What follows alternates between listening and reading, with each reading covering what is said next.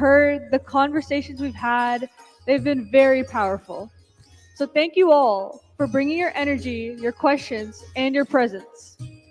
We're so glad you're here, and we can't wait to see what comes next. I would now like to invite Pandit Jayesh Vyasji from HSNC from North Carolina and the representatives from the Swaminarayan Gurukul to conduct the Deep Prajwalan.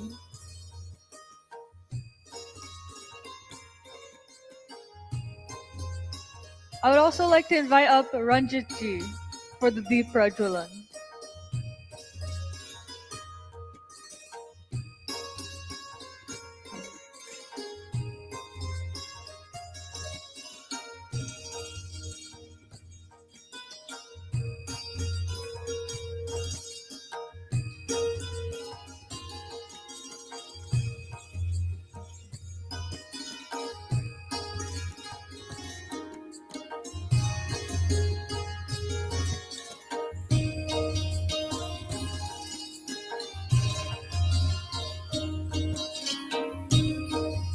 हरिः ओम ॐ स्वस्ति श्री गणेशाय नमः।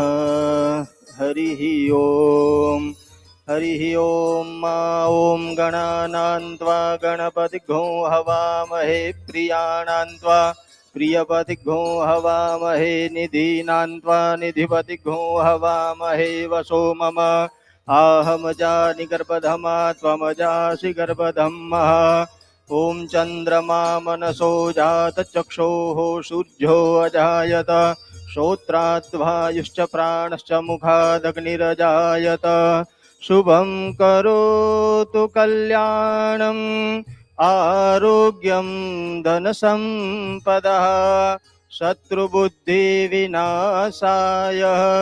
दीपज्योति नमोऽस्तुते। यतोऽनन्तशक्तेः रनन्ताश्च जीवा यतो निर्गुणाद् प्रमेया गुणास्ते। यतो भाति सर्वं त्रिधा भेदभिन्नं सदा तं गणेशं नमामो भजामः। सदा तं गणेशं नमामो भजामः।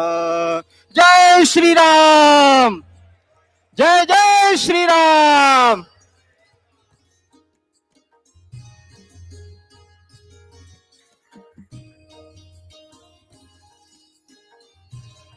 Renika ji, you can introduce the moderator for the next session.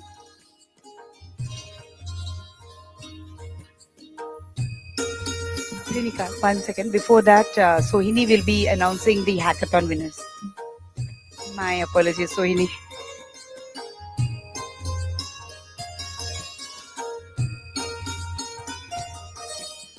Namaste everyone. If we could have all the hackathon participants, if you are in the room, if you can come up to the stage. I just wanted to tell you all a little bit about who won the hackathon and some of the ideas that people came up with. Do we have the hackathon winners? Or any of the students? All right, next slide.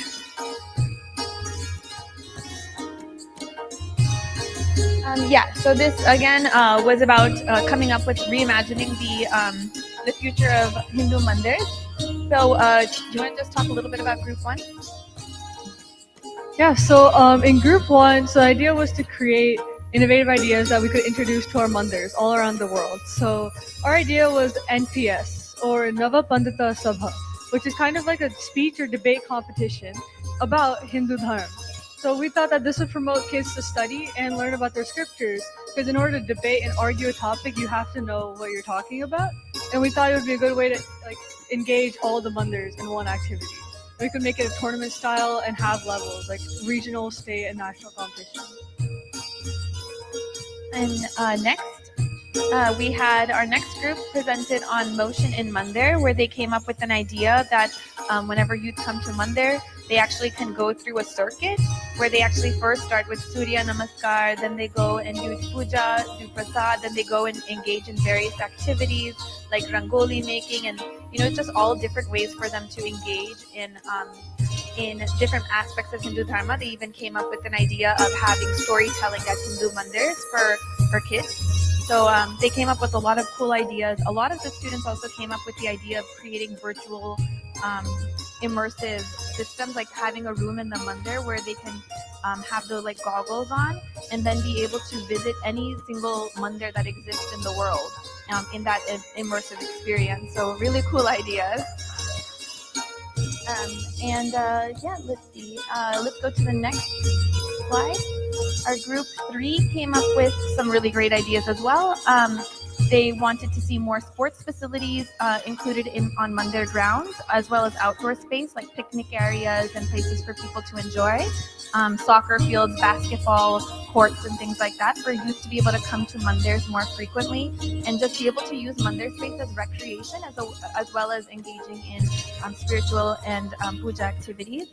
Let's go back again. They also came up with different language learning models. Can we have a machine learning kind of tool that will allow Hindu youth to ask any question that they want about Hindu Dharma and get a proper dharmic response, not like how we get on the different chat GPTs right now, as well as the VR experience. A lot of the students like that VR experience of being able to experience various mandirs through a headset.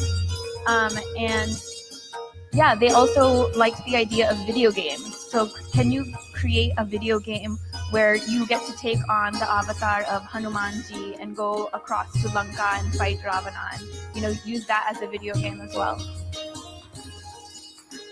They also liked the idea of being able to, similar to audio tours of different museums that you get, if you could go into a mandir, be able to have your earbud in, point your phone to a QR code, and be able to hear the shloka that is associated with a certain Bhagavan, as well as an understanding and description of who the Bhagavan is, what is their story, things like that. They would love to be able to get more of that immersive experience when they go and visit mandirs, as well as hear podcasts and get these audio tours. And then lastly, this group came up with a mentorship program where they came up with, can youth be paired with mentors where they can ask any type of question to and kind of get that one-on-one interaction.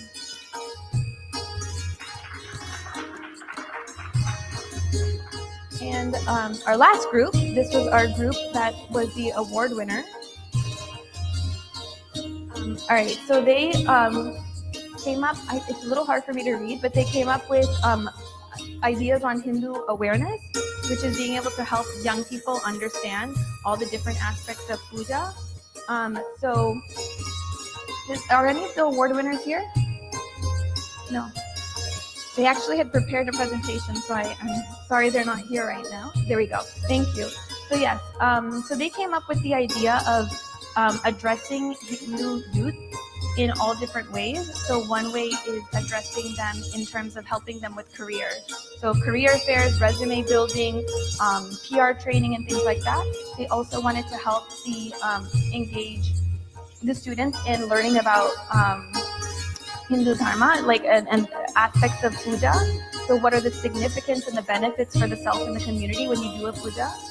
They also wanted to engage students in more temple activities, such as fundraising, doing marathons, 5Ks, 3Ks for Hindu festivals, and then increasing awareness of, increasing mandir's presence on Hindu campuses, and having weekly sabhas for people to have more deeper understanding of Hindu Dharma, history classes, speakers, and just really building that connection between Hindu mandirs and college students.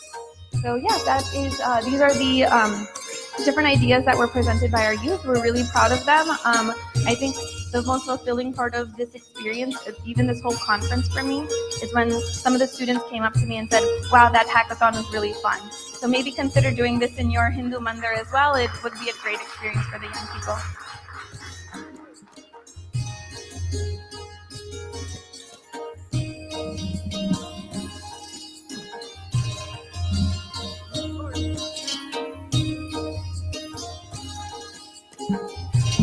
Thank you, Sohini, for that wonderful presentation. I really want everybody to give a big round of applause to Sohini Sarkar. Sohini, please. She has been the force behind the youth panel this year. The three brilliant youth presenters yesterday, I mean, 6 panelists were there, but if you see, this, 3 of them were the second generation youth, and they came up. She was the one who helped us get connected to them, and she came up with this workshop idea. Thank you so much. She is also the reason why the presentations moved very fast and nicely, smoothly, and everything was on time. So thank you, Sohini. I would be amiss to not mention, since we are talking about the presentation and everything, to Arpanji. Arpanji also was the person behind Arpanji, Arpan Prakashji, and Maheshji at the AV. So we do have to really, really thank them for all the work that they have been doing for last 3 days. One last recognition, and of course, many volunteers have worked very hard. Surendra Pandeyji for his dedicated work with the Mandirwani. Everybody has a Mandirwani. Phenomenal work. He kept us all on the, within deadlines were met. Deadlines were set and met very beautifully. Thank you, Surendraji. All yours. Thank you, Renika. वो करेंगे हम, but yeah. Thank you.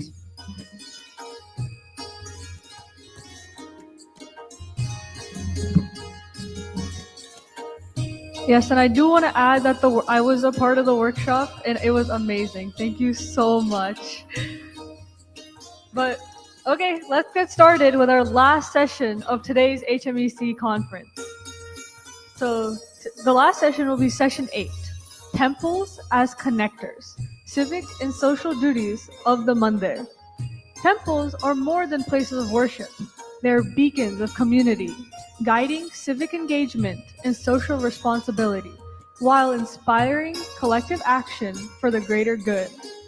This session explores how temples serve as vital connectors, not only fostering spiritual growth, but also fulfilling civic and social responsibilities that strengthen and uplift the broader community. We would like to invite the moderator for this session, Sri Mohinderji Gulati. He is a managing trustee of the Global Hindu Temple Network India and president of its American chapter. The network connects temples, promotes Sanatan Dharma, and supports community-focused temple management. He previously served as advisor of the World Bank and COO of UNSE4AII and holds degrees in management and physics. Let's give him a round of applause as he leads this session.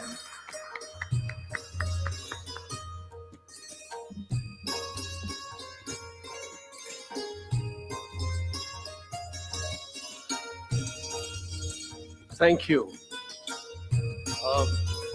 May I request the panel members to start coming on the stage so that we don't spend time in the shuffle and we will take some time. Namaskar. It's an honor to be here. As I was introduced, I am Managing Trustee and a President of Global Hindu Temple Network in America and Managing Trustee of Global Hindu Temple Network in India. At the Global Hindu Temple Network, we do not start with a Shanti Path. We start with a Shakti Path, as somebody said in the morning yesterday. And I'll recite and I'll put you to a quiz test. And that is, Deh Shiva Var Mohe, Shubh Karman Se Kabhu Na Daro, Na Daro Ariso, Jab Jai Lado, Nishchay Kar Apni Jeet Karo. How many of you have heard this? This is a 250-year-old song, poem. Has anybody heard? No. Okay, let me play it. Maybe it will.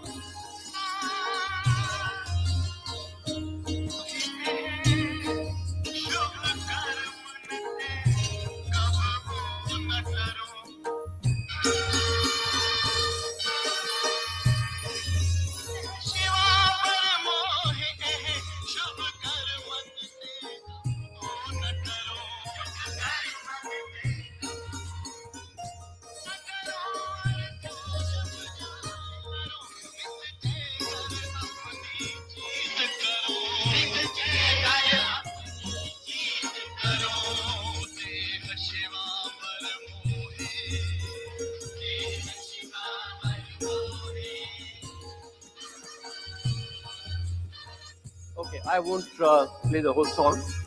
This was written 250 years ago. I am sure people don't know who wrote it. This was written by Guru Gobind Singh. And this was called Chandi Diwar, which means the Stuti of Ma Chandi. You know why he wrote it? And what was the purpose? He wrote it when he created the Khalsa force, Sikh force. Khalsa was created. The birth of Khalsa was for protection of Hindu Dharma. And this was the war song of the Khalsa guerrilla fighters for fighting against the Mughal army for protecting Hindu Dharma.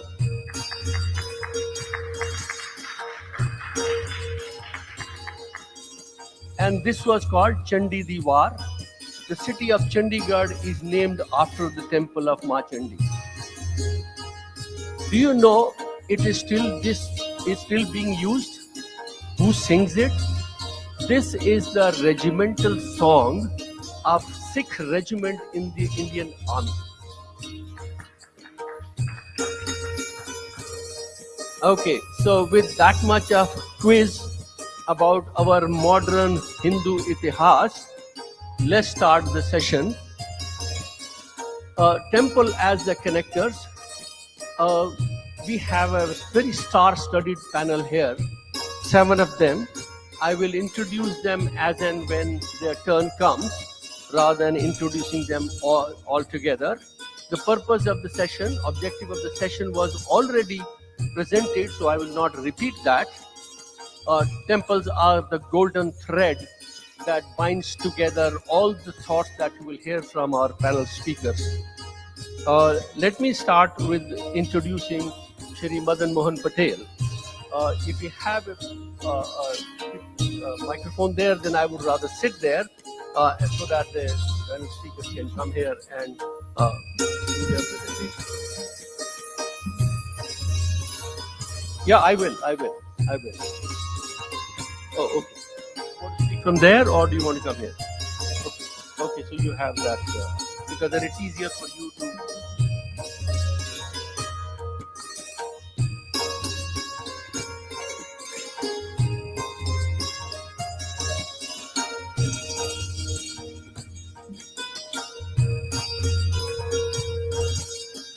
So Shri Madan Mohan Patel ji, he is a qualified chemical engineer, and I was surprised that all the bios that I see, most of them are engineers except me. So I don't know if there is some connection between being an engineer and being a Hindu warrior. Maybe it is wonderful that that is the case. Professional engineer, he is also the vice president of Vartal Dham Shri Swaminarayan Hindu Temple. He will be talking about polling booths at the mandirs. Hindu Pact and also American for Hindu, they have been talking about it. They have done some work. We should have our mandirs do at least these 2 things. 1, do a voter registration, and 2nd, use the mandirs as polling booths. That will not only create more awareness and mobilize the Hindus to vote, but you will also be bringing the local community to the mandir for the registration and for polling, and that is when you can give them a guided tour and an introduction to Hindu Dharma. So, Madan Mohanji, 5 minutes for you. Hello, Jai Swaminarayan, Jai Sri Krishna, Jai Sri Ram to all the priests, to all the organizers, and all the pranam to all the sant. Today, I'm representing Vartal Gadi. Many of you don't know, for the first time representing. So this is Vartal Gadi, established by Bhagwan Swaminarayan, original Swaminarayan Sampradaya 200 years before in Vartal Dham. And I'm representing our temple in Houston, Texas, and here also Dallas and everywhere. So our current Acharya is Ajant Prasad Ji Maharaj and Bhavi Acharya Nugant Prasad Ji Maharaj. You will see more on 14th page on this book to represent that Vartal Gadi established by Bhagwan Swaminarayan. We are celebrating 200 years of celebration of the Acharya Parampara. So now the topic is please have a slide. Okay. So as you all know that we have 1% population in US, right? But we are paying 6% tax. And name the industry. Sorry, name the industry we are in hotel business, IT, everywhere. Wherever you go, we are there, right? So our Hindu voice should be raised and should be represented in the Congress and local chapter everywhere. Are you agree? Yes. So the voting is very important, and the voting poll both important. Like why, if you don't vote, then you don't got representative. The decision, the local community, local county, everywhere is affected every day by your kids, your next generation, and by you. They are making decision. वो लोग decision लेते हम तो खाली सुनते हैं TV पे. पर हमारा representing होगा तो our voice should be there and we step up and we can raise the voice and we can protect whatever we can do. But if we don't have a representative, then we just listen. Encourage all election. Like हम लोग क्या करते हैं हमारे election में खड़े नहीं रहते. So please encourage your team, your temple, your leaders to represent the local, state and national level. Otherwise, you cannot be representative. Please. तभी बताया कि why we need to have a polling booth as temple. हमारे Indian में एक mind set होता है, easy मिले, free मिले, कन्वीनियंट मिले तो ही हम लोग काम करते हैं. सही बात है, right?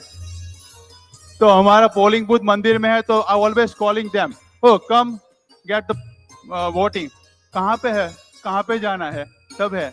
So that's why we have temple. Come to temple, have a darshan, have a prasad and the vote for our community. That's we are doing that. तो इसलिए और ट्रस्टेड है, सबको मालूम है, इसलिए मंदिर भी आएंगे, वो सब करेंगे. और हमारे youth, so next generation we prepare them. So that's why the polling booth is important. I want to share one example. That's why I'm here. Why we need that? We have a big temple. हमारे सब लोग इधर आए, अखिलेश जी है, विजय जी है, सब है. वरताल धाम 10 एकड़ जगह पे ह्यूस्टन में है. We don't have a local septic system. Listen to this. I went 50 times to the county to ask them to support, to get the connection to our water, like septic system to the government system. I got one answer only. We don't have a budget. And they were ignored many times. Next slide. Yeah, so this one, sorry. Yeah. So then, okay, मैंने बोला देख लेंगे हम लोग. Then I apply for the election polling booth. In 2 years, now all election officers contacting us. What you need that? How you need that? And they already grant $1 million for our temple. So that is the power. So we will get that. And also our president is in Fort Bend County and in Houston. Because आप सब बोल वरताल धाम आना है, वरताल धाम आना phone करते हैं भाई कब प्रोग्राम है आपका. मैंने बोला आ जाओ भैया. तो वो हमारा पावर है. Next slide. Okay, how you get the polling booth? This is very important for all organ leaders. Contact your local county, local city. There's a website there. If you don't know, let me know. I will give my number. I will help you. I fight for 2 years to get the election. वो बोलेंगे कि इधर नजदीक में और जगह पे है. There's another place.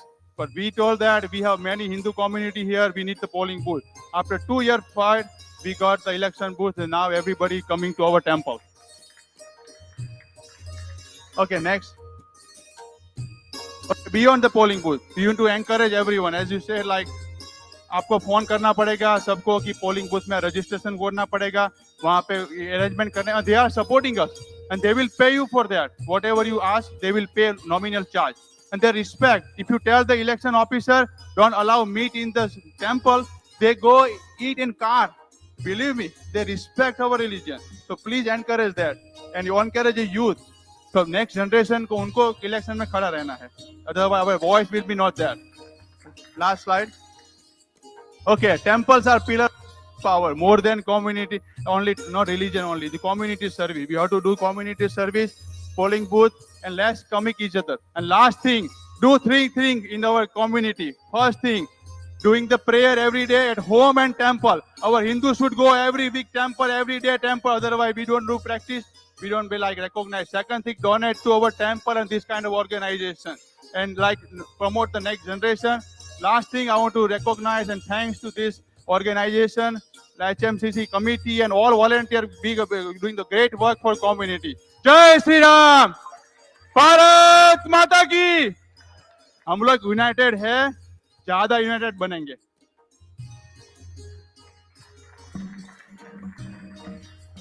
Thank you very much.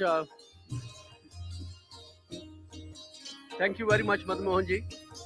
Thank you for sticking to your time and a very powerful presentation. Next speaker is Shri Nanam Desai. He is trustee of Hindu Temple of Florida and also a Sangh Chalak of Hindu Swayam Sevak Sangh. Also an engineer. He builds community initiatives, sustainable community initiatives, and he's going to talk about Hindu Vivah,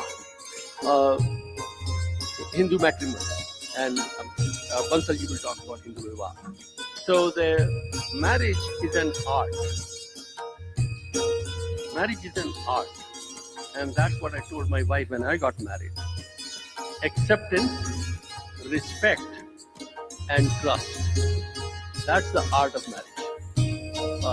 Dhanyavad. Desai-ji. Dhanyavad. And this is a good lead into this voting, because what it says is, if you are not at the table, you are on the menu. This is what the message is. If you're not at the table, you are on the menu. So, how do we get our people out?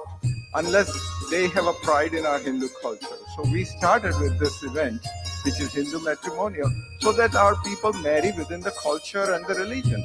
So it is as the slide says, it is very imperative that we marry within to preserve our traditions, our culture and heritage.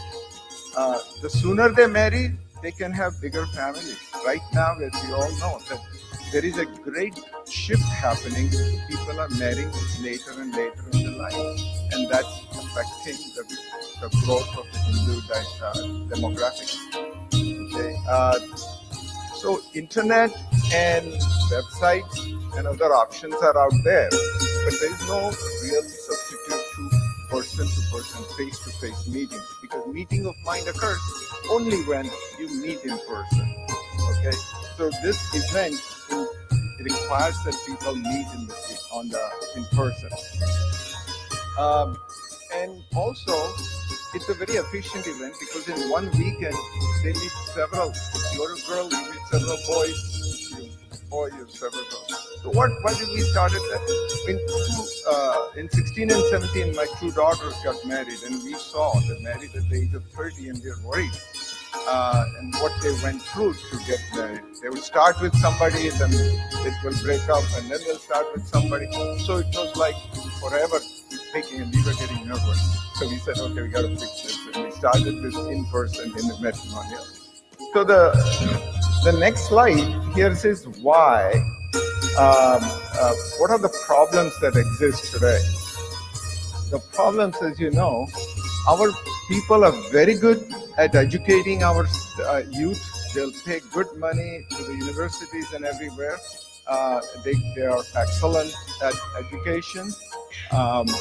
They're focused on career building, but it's a college time when they should be finding their soulmate. But that time they are busy studying and building up their career. And then they're shy. They haven't done much of, so to speak, dating or meeting other gender. As they get older, they become financially independent. Parents have less influence on their decision making. As a matter of fact, the moment the parents start talking about marriage, they say, "No, mom, dad, later. I don't want to talk about it right now." Okay. As they also become more independent, it's difficult to adjust in the life. And there's a fear of commitment. I don't want to get married. I don't know what kind of person am I going to see. They have other mental reservations about that. Maybe I find a person in a matrimonial. You mean people think I can't find a person myself or fall in love or something? Also, our parents never did a good job in terms of giving strong religious foundation and self-esteem. Isms about language, caste, if you saw caste preference.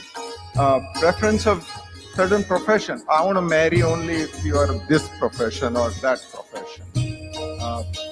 And sometimes over interference by parents in trying to decide who they are going to marry, because many times before the youth gets the resume of the boy or a girl, the parents have ruled the person out instead of letting the youth make. So we came up with this. As a result, what we are seeing is a very good book written by Interfaith Shadi by Dr. Dilip Amin out of California, who has given many presentations at the past HMEC. Good 38 to 40% of our youth are marrying outside the religion, and we are losing them permanently out of our genealogy and demographics. Next slide, please. So this Hindu matrimonial is a unique event. It's for Hindu, Jain, and Sikh, aged 25 to 45. In-person attendance is mandatory and required, as we say. We have a unique HMUSA app that allows them to confidentially communicate even after the event for several years. We do not shut that down. The website is right there.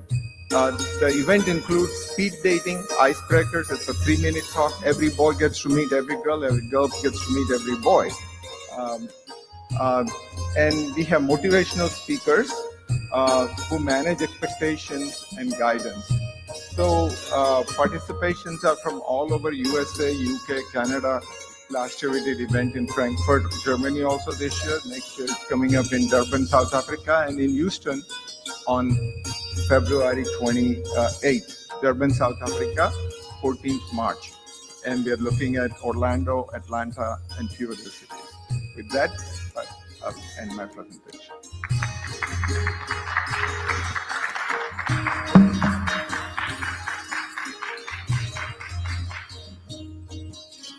It's very easy to moderate when you have very disciplined presenters, each one sticking to their 5 minutes. Thank you very much for that. Now we have Abhishek Bansalji. You heard about Hindu matrimony. Now you will hear about Hindu Vivah. So that means there is more demand in the market for those services. And Abhishek Bansalji is executive member of this temple, which is hosting this event. He was already introduced yesterday when he did a presentation on Vidya Vikas School. So you already have seen him, heard him, got his introduction. I would not spend more time on that. Abhishek ji, floor is yours. Dhanyavad Mohinder ji. I will comment on your observation that engineers are Hindu warriors, and I'll tell you why.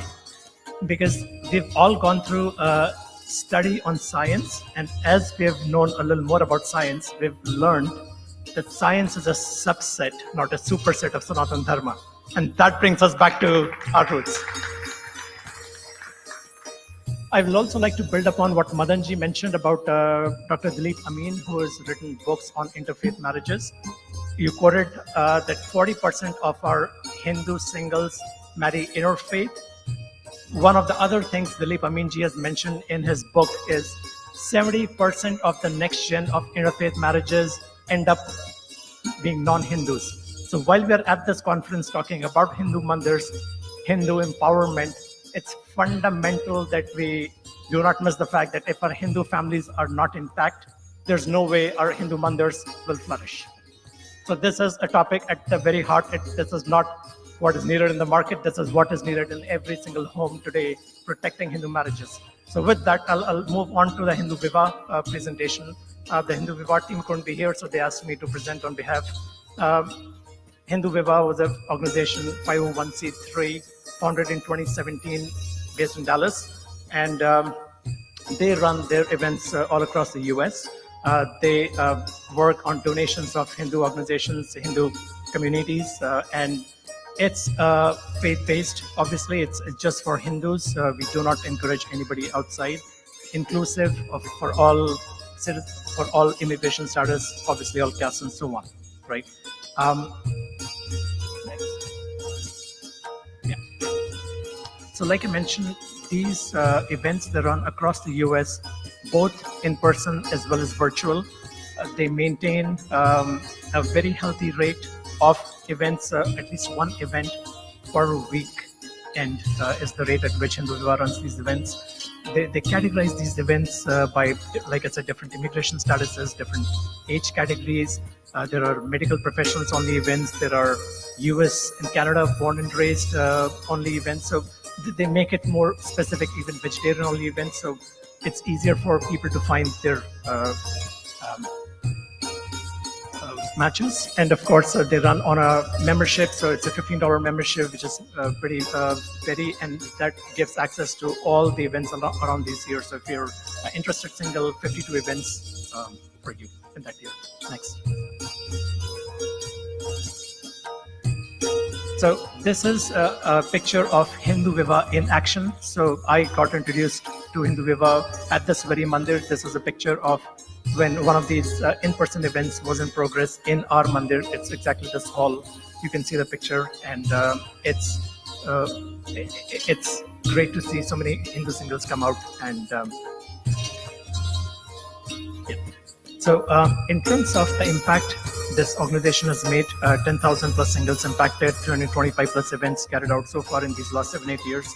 Obviously, the pandemic did slow down the number of events they did, and they typically get good stats in terms of in virtual events. They get 25 plus matches, mutual matches. In in-person events, they get about 60 in-person matches, and the contact information is kept discreet till the point of mutual matches made.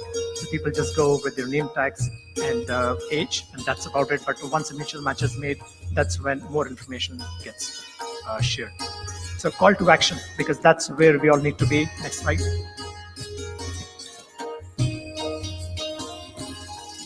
That's where we need to be. So we have to make mandirs and our community centers as matchmakers only, right?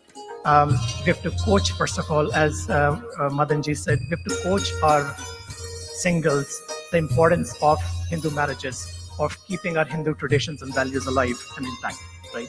Mandirs obviously offer a sacred environment. So when Hindu singles meet here, I mean, the picture that you saw with Ganeshi Pratima in between, it maintains a very healthy environment for a very sacred conversation. It also allows for individuals to stay connected with mandirs, and in-person events is always known to give us a better chance of making these bonds happen. So we seek all these mandirs, all these organizations that are present here to donate your temple halls, donate your volunteers and time to make these events more of a success, make them more frequent, widen the outreach to more cities in the US. So as you know, currently Hindu Viva has had 7 or 8 specific cities where they've run these events, but they'd like to obviously expand. And with that, I'd like to just, the last slide, I'll just like to state again that let's build a future where every single Hindu finds their sacred bond and a platform to maintain and preserve their sacred values. Dhanyavad.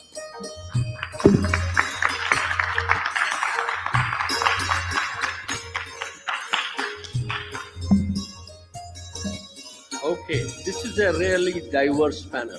We started with polling, then we went to matrimony, and now we are going to go to creating intellectual Kshatriyas. And I have the privilege and honor to invite Mr. Kalyan Vishwanathan. He is a master in computer and information sciences and a BTech in electrical and electronics engineering. But his transformation happened when he got in contact with Swami Dayananda Saraswati, Swami Swatmananda, whom you heard yesterday, is from the same ashram.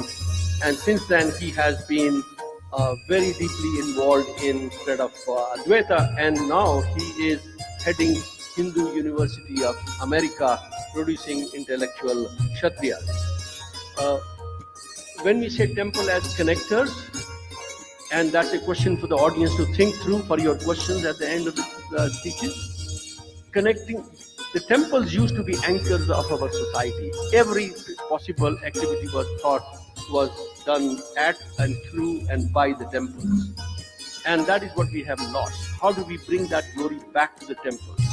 And therefore the question for all of us to consider is, temple as connectors, connecting with whom? Connecting for what? And how do we connect? In whichever way we are connecting, the process that we are using for connecting, is it achieving the results or are we losing it? So do the impact analysis. So connecting with whom? Outside, inside? Connecting for what purpose? And how are you connecting? And what impact are you having?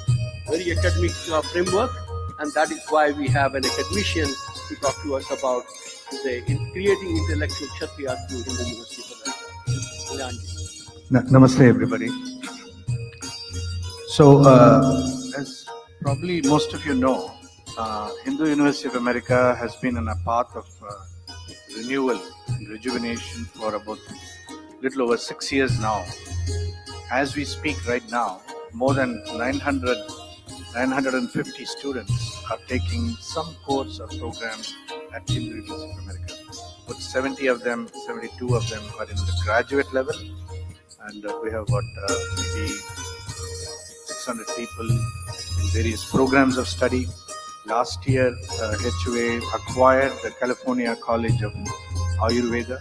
We now have 2 campuses, one in Orlando and one in California. So the university has been, growing and moving on a good, respectable path, and we anticipate getting accredited very soon. And there's also a good possibility we will expand further through acquisition also. What I am going to discuss today is how can Hindu Mandirs partner with Hindu University of America, and what we are doing to support that. And our area of interest is education, right? So when we say education, community education, I'd like to briefly ask Dr. Kalika Uttarkar to stand up. She's just joined HUA as the Director of Community Education at HUA. We also have our Director of Advancement, Esther Dhanraj. Please, could you please stand up? Esther Dhanraj. We also have our Director of Community Education, Ankur Patel. Could you please stand up? Ankur Patel, where is he? Over there. And we have our Vice President of Operations, Arvind Swami, who's here also, 4 of us. So we have a strong team here. Now, education involves all of this: youth engagement, K through 12, Sunday school, certificate programs, advanced degrees, and of course, ultimately to promote service, leadership, and global engagement. What is there to learn? I mean, this is one of the frequent questions I encounter when I meet with Hindus. What is there to learn? I mean, maybe I know everything already. I mean, why go to school? I mean, what's the point? Well, here are some areas. Look at Hindu thought. Our first encounter with Hinduism comes to rituals and pujas and various forms of worship. And if we get stuck there, we don't ever get to experience the magnificence of Hindu thought, and we get stuck. And many of our younger generation get stuck there and get completely confused. Where we need to go is philosophy. Jnana, moksha, darshana, which is what we call the direction of jnana yoga, from bhakti and jnana. And of course, there will be yoga and Ayurveda, which is very deep, very important, very relevant for our modern society. And there is our texts, Shruti, Smriti, Purana, Itihas. I mean, there's so many texts. No civilization has produced as many texts as Hindu Dharma has produced, and it's a miracle. And Hindus won't even know how many texts we have in our Dharma. And of course, nowadays, very important, mental health breakdowns and counseling, what we call samupadesha. It's very, very important now. It's because of the problems of mental health, behavioral health, addictions, breakdowns are increasingly severe amongst our own community. And that's another area of concern, commitment for us. Teaching and transmission, Guru, Siksha, Parampara, Sishya Parampara, Siksha. Service and leadership, Dharma, how to participate in the world effectively. And then, of course, engagement, media, interfaith, we call Samvada. These are all the spaces in which we want to participate. We want to enable our community to learn and become more educated. Benefits for Hindu Mandirs through HUA, we are working on certain very concrete projects. Bhagavad Gita Pariksha, we really want it to become like a spelling bee, where it's national, all temples are participating, youth are participating, it becomes a regular feature every year. It's just in pilot stage. Couple of mandirs have signed on. We'd like to rapidly expand this to 10, 20 mandirs and move on. Growing up with the Gita and parenting, Hindu parenting, Kalikaji spoke about it yesterday. These are specific courses. Our entire online curriculum is available now. Got more than 250 courses. I mean, you'll have to take some of these courses to really discover how deep they are, how profound they are. Otherwise, you will never really be able to discover this. We are very committed to school teacher development. School teacher development for weekend programs. There's a lot to do here in the realm of standardization and quality of our courses and programs. Mandir administration curriculum, how to get our mandirs ready for the next generation. Very, very critical. They cannot remain first generation institutions only. Hybrid course offerings with Hindu mandirs becoming sort of centers for education in partnership with HUA. Then, customized workshops and Dharma dialogue events, which we would love to host in different mandirs. And lastly, some kind of affiliate marketing alliance is also possible. So there are all different ways in which Hindu mandirs can benefit from partnering with Hindu University of America, and we are very eager to promote this. So the partnership journey, phase 1, we can start with youth and community education, Bhagavad Gita Pariksha, community education, customized workshops and seminars. Phase 2, expanded services from the mandir. We can enable mandirs to provide services in yoga, Ayurveda, health-related offerings, chaplaincy, mental health counseling. Every mandir should have a Hindu chaplain at some point. So, whether we are ready or not, that's where we are headed. And, mental health counseling, of course, Sunday school, K through 12 teacher training. And phase 3 can be a mature partnership with mandir as an extension of the university, affiliate marketing, promotions, galas, administration, leadership training, and so on. So this is what I see as the potential of the partnership between HUA and the Hindu mandirs. Ultimately, our commitment is to enable our Hindus to become conscious, engaged, and resilient.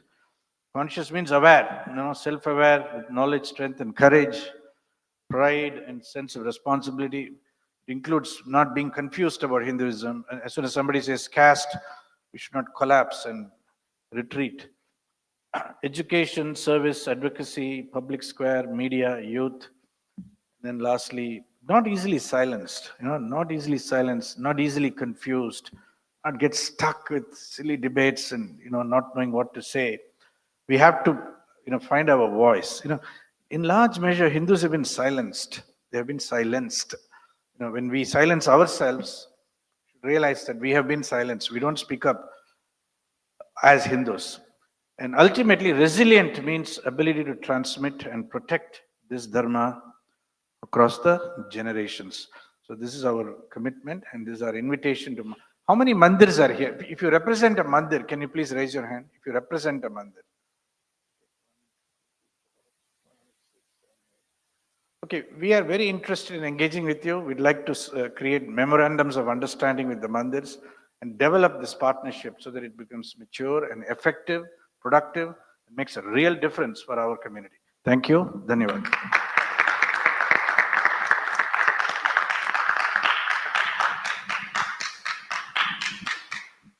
What you just heard in one sentence is a summary of the challenge that Hindu Dharma faces today. That a Gurukul has to stand up and say, I want to associate with a mandir. Just think about that. How shameful and embarrassing that situation can be when Gurukul and mandir were inseparable. Gurukul was a part of the mandir.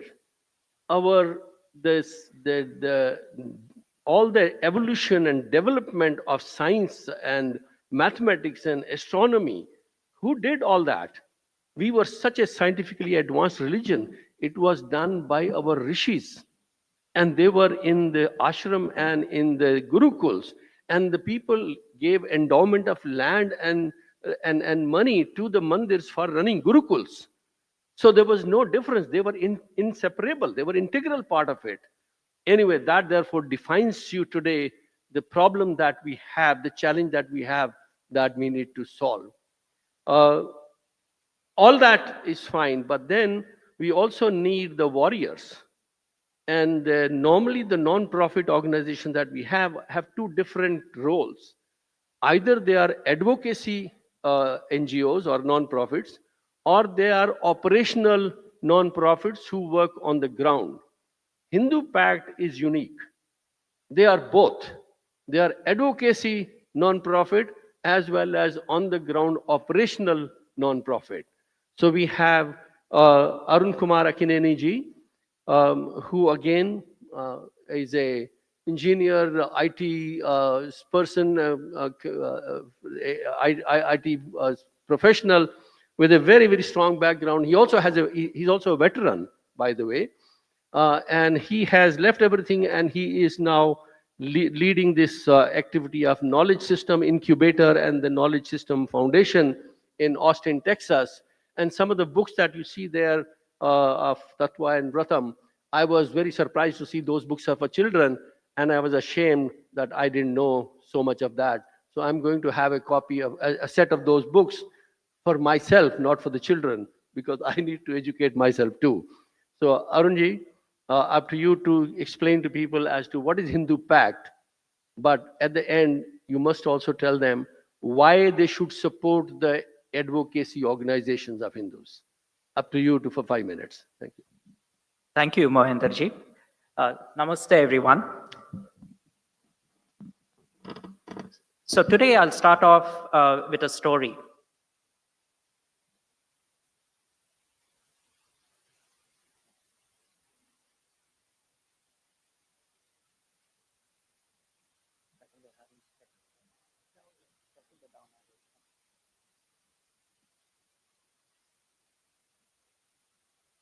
Okay, so I'll start off with a small story.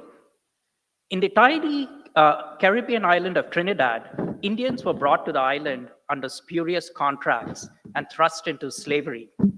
Till 1945, even Hindu marriages were not recognized until the Hindus either converted or did a Christian ceremony.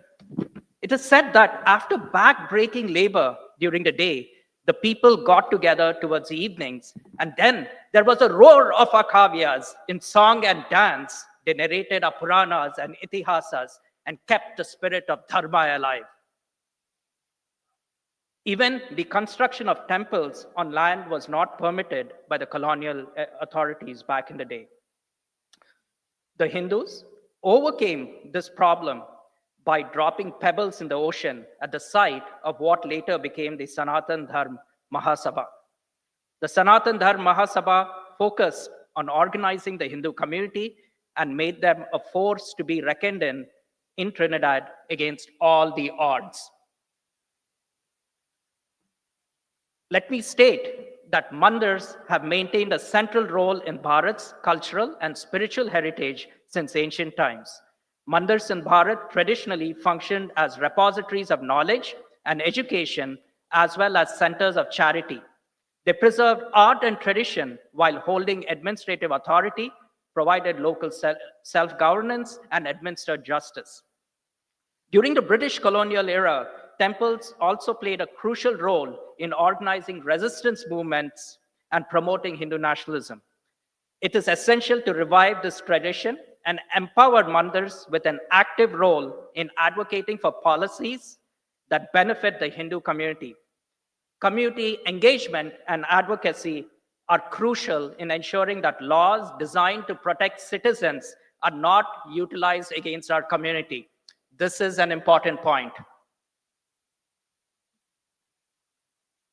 Today, I want to address a topic of immense importance to our civic engagement and our rights as a community. Since 1954, the Johnson Amendment has been a key provision in the US tax code. It prohibits all 501c3 tax-exempt organizations, which includes our temples and religious institutions, from endorsing or opposing political candidates. This law, in one way, ensures that our places of worship maintain their non-partisan status. While the Johnson Amendment itself has not been overturned, a significant development has occurred. In a recent court filing, the IRS has publicly stated a new position regarding its enforcement of the law, allowing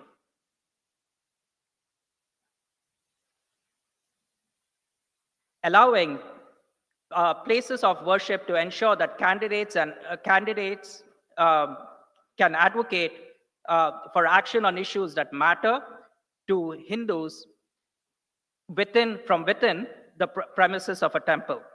Please note that advertising these events and political endorsements beyond a temple's private channels still remains restricted. Okay, so what are we doing at Hindu Pact? At Hindu Pact, which is a Hindu policy research and advocacy collective, we believe that the path to our collective strength is built on 4 pillars that include safety and security, awareness, advocacy, and representation. Through the safety and security pillar, we provide training on DHS grants and security best practices for temple facilities. Through the next pillar of awareness, we distinguish between those policies that are favorable and those that are unfavorable to our Hindu community by providing white papers and infographics on a variety of issues. To this end, we have developed a clear Hindu agenda and a questionnaire that enables our community to advocate for action. These tools are designed to help Mandars and our community vet candidates and make informed decisions at the ballot box. This brings us to our final pillar, which is representation. Awareness must translate into action. Through Hindu Vote, we enable Hindu participation in the electoral process by providing practical tools that we need, from voter registration to polling booths to election reminders. The work ahead of us remains significant. Non-action means that we will lose our future generations, especially in an environment where other religious and non-religious institutions are openly driving legislation and legal action that is detrimental to our values as Hindus. I will conclude by saying that Hindu phobia and Hindu hate cannot be addressed without Mandars actively participating in Hindu educational initiatives and advocacy. With this, I'll conclude by saying, Jai Shri Ganesh, and may Lord Ganesha help us overcome the obstacles that we face in front of us.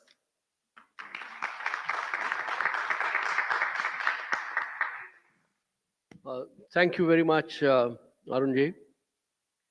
We are again shifting gears, going back to the temple as a sacred space. And we have a highly qualified speaker for that, Dr. Prema Sundararajan, who is a PhD in education focusing on adolescent mental health. I think she must be making tons of money.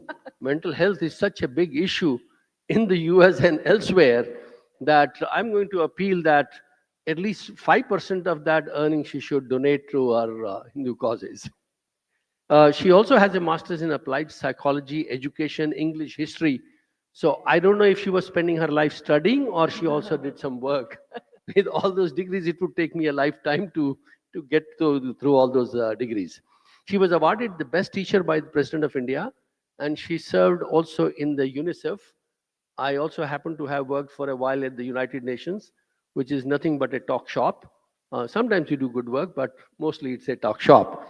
So, and she is just chair of International Hindu University Academic Council. So over to Dr. Sundararajan to tell us about the sacred space and how we can extend that sacred space to our existential fight and our survival, so that this becomes a space also for culture, education, commerce, and protection of Hindu identity. Over to you, Dr. Sundararajan, 5 minutes. Oma Sadgamaya Tamasoma Jyotirgamaya Mrityorma Mritam Gamaya Om Shanti Shanti Shanti. Before I start about Antarrashtriya Hindu Vishwavidyalaya, I was so shaken when Dr. Rao said, हमारी भारत माता जो है अभी ICU में है, उनको ICU से निकालने के लिए हम सबको लगना है. जितने यूनिवर्सिटीज खोलेंगे, जितने शिक्षा संस्थान आप खोलेंगे, उतना कम है, उतना कम है. Why? भारत माता की मांग है. वेद पुराण, हमारे यहाँ बोर्ड ऑफ डायरेक्टर बैठे हैं, हमारे एक स्टूडेंट भी बैठे हैं. हम सिर्फ हम्बली लेकर आए हैं। मानसिक स्वास्थ्य में पैसा नहीं बनाया मुफ्त में, क्योंकि आईसीयू में है Bharat Mata. How do we take it out? How do we take it out? Veda Purana पढ़ाइए, सब लोग पढ़िए, सब लोगों को साथ लगाइए। So this is a very important presentation, I would say. लेकिन आयुर्वेदा और वेद पुराण, हमारे पास ऐसे ऐसे लोग रिसर्च कर रहे हैं, यू विल बी अमेज्ड। 80 साल के लोग, neuro science and Veda Purana, neuro science and Bhagavad Gita, Bhagavatam, मानसिक स्वास्थ्य वहीं से शुरू होता है। I'll move on to this presentation, which is a norm of HMEC. बोलने के लिए तो बोलते जाएंगे, लेकिन बोलेंगे नहीं इतना। Yes, please.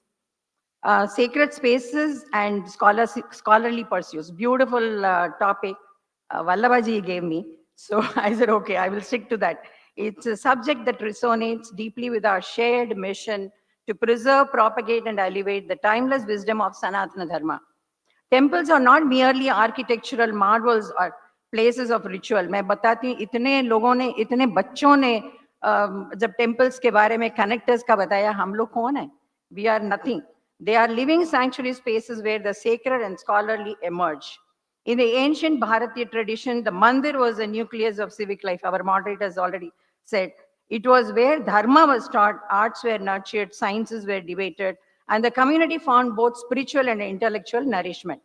हमारे अंतरराष्ट्रीय हिंदू विश्वविद्यालय में we strive to revive the holistic vision. We offer multiple courses.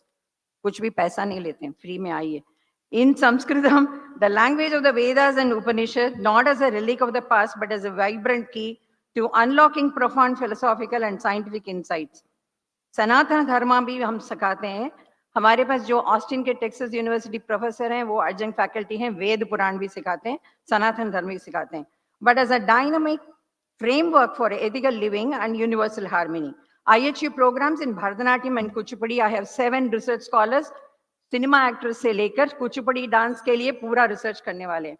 Cultivate storytellers of dharma, carriers of cultural harmony, and we have Ayurveda. The next, I'm not even looking at the slides because I believe in that old traditional Gurukula. मैं लिख कर लाई हूँ सब. IHU's Ayurveda curriculum reconnects students with the science of life, health and balance, while its Vedic mathematics courses reveal the astonishing precision and elegance. Chaplaincy course and Prohitya course भी हमारा एक limelight में है.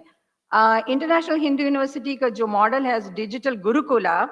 In this digital age, we have reimagined the Gurukul, not this walls of stone, but the walls of intent and inquiry. Our students span continents, yet they gather in the sacred space. Takshashila और Nalanda क्या था?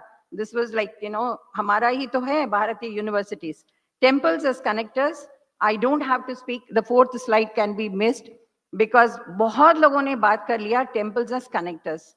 We, our own president, वो इसलिए लगे हुए हैं कि गणेश का मूर्ति बनाकर वो विसर्जन में लगे हुए हैं. And I have a trustee who is Dr. Maheshwari. वो खुद राधा कृष्ण का करके वहां पर बच्चों को लेकर गाना गा रहे हैं, सिखा रहे हैं. Life skills development, I take the sessions for the parents. That's what I asked Karika ji yesterday. Parents के साथ मैं लगी रहती हूँ with the students, interacting with them. So application and transfer of life skills. That is what is Manasik Swasthya is all about. In this present technological advance, I don't need to read this, but still it is available. I have 2 priests who are doing research. यहाँ धनेश जी हैं. He is one of our student, and there the Vedic science. You can raise your hand. Dr. Shri Gupta जो हैं, he is our Vedic science department head plus one of the board of director. Then Dr. Sheshadri, series of lectures on Ramayana way of life. हमारे website visit करिए. Life skills मैं खुद लेती हूँ और yes, research Bharatanatyam, Kuchipudi, Veda, Vedic sciences, and there's like 81-year-old people are doing neuroscience and Vedic sciences. So you can imagine those are the textbooks which will come out. With this, I stop here. Any question, anything, please visit the website. Dhanesh Budram is here. He will also be able to let you know more about IHU website. Antarrashtriya Hindu Vishwa Vidyalay. Thank you. Namaste. Thank you very much, Prema ji. sacred spaces and scholarly pursuits. I would just like to take 5 seconds. Kalyanji said that Hindus have produced enormous, copious amounts of literature, of scriptures and literature. I worked in Southeast Europe, which is the Balkans area where every 5 years there is a war. And the joke there used to be, they have more history than they can consume. And it seems we have more scriptures and more literature, more spirituality than we can consume. But are we translating, transforming, disseminating that in the language in which our future generations understand? You saw some of the hackathon and you heard some of the young speakers yesterday. Their lived experience is so different. You can't even get into their mind space. You can't even understand the language, the phraseology, the terminology that they use, because that's lived experience is so very different. So are we able to connect with them in that language? And that is where we have to really think deeply about it, how all this ancient knowledge that we have, and enormous, something that all of us in the whole humanity should be so proud of, are we connecting, are we presenting that, are we packaging and disseminating it to the future generations in the way they would want to consume it and receive it? With that question, I request Dr. Samir Shah. He's the last speaker. So he is Senior Vice President of IT Applications at Phase Services. And he has 20 years experience in leading IT solutions and high-performing teams. He is going to introduce to us Shrimad Rajchandra Mission and their activities. 5 minutes for you, Mr. Samir Shah. Thank you. Thank you, guys. Namaskar, everyone. Jai Prabhu, as we say. So let me just start off by giving you a brief introduction of who we are, what mission, how we derive our inspiration. So, first slide, as you see, we have a very deep embedded lineage that starts off with, Mahavir Bhagwan, for those who know from a Jain tradition. Further, his follower, an ardent follower, Srimad Rajchandra Ji, he was my guru's guru. For those who may be able to establish context, if you ever read, the autobiography of Mahatma Gandhi Ji, you will see that he references 3 souls that inspired him in his pursuit for understanding what true religion is, and one of them was Srimad Rajchandra Ji. And then more relevant, today, we Puja Gurudev Rakesh Ji. He is our guru, and he is the founder of the mission based in Dharampur, which is in Gujarat. Next slide. Yeah. So as I was saying, we are based in Dharampur. We have a big ashram. Our main international headquarters is based out of there. Further, as we speak, we are building a 400+ acre ashram here in the United States. It's based in the Pocahontas Mountains in Pennsylvania. So there's a lot of work going on. In fact, in the upcoming few days, we are going to host a festival of bliss. For all those who are living around that area, you're welcome to join us. And then another important aspect of who we are is our SRLC, which is called the Srimad Rajchandra Love and Care. This is where I'm going to emphasize the rest of our presentation today. It is going to talk about how temples can go beyond just being a place of worship, places of worship, but they can also further the cause of being the connectors to our local community, and not just our Indian community, because we have to establish that goodwill. As I heard this morning, it is our karma bhumi.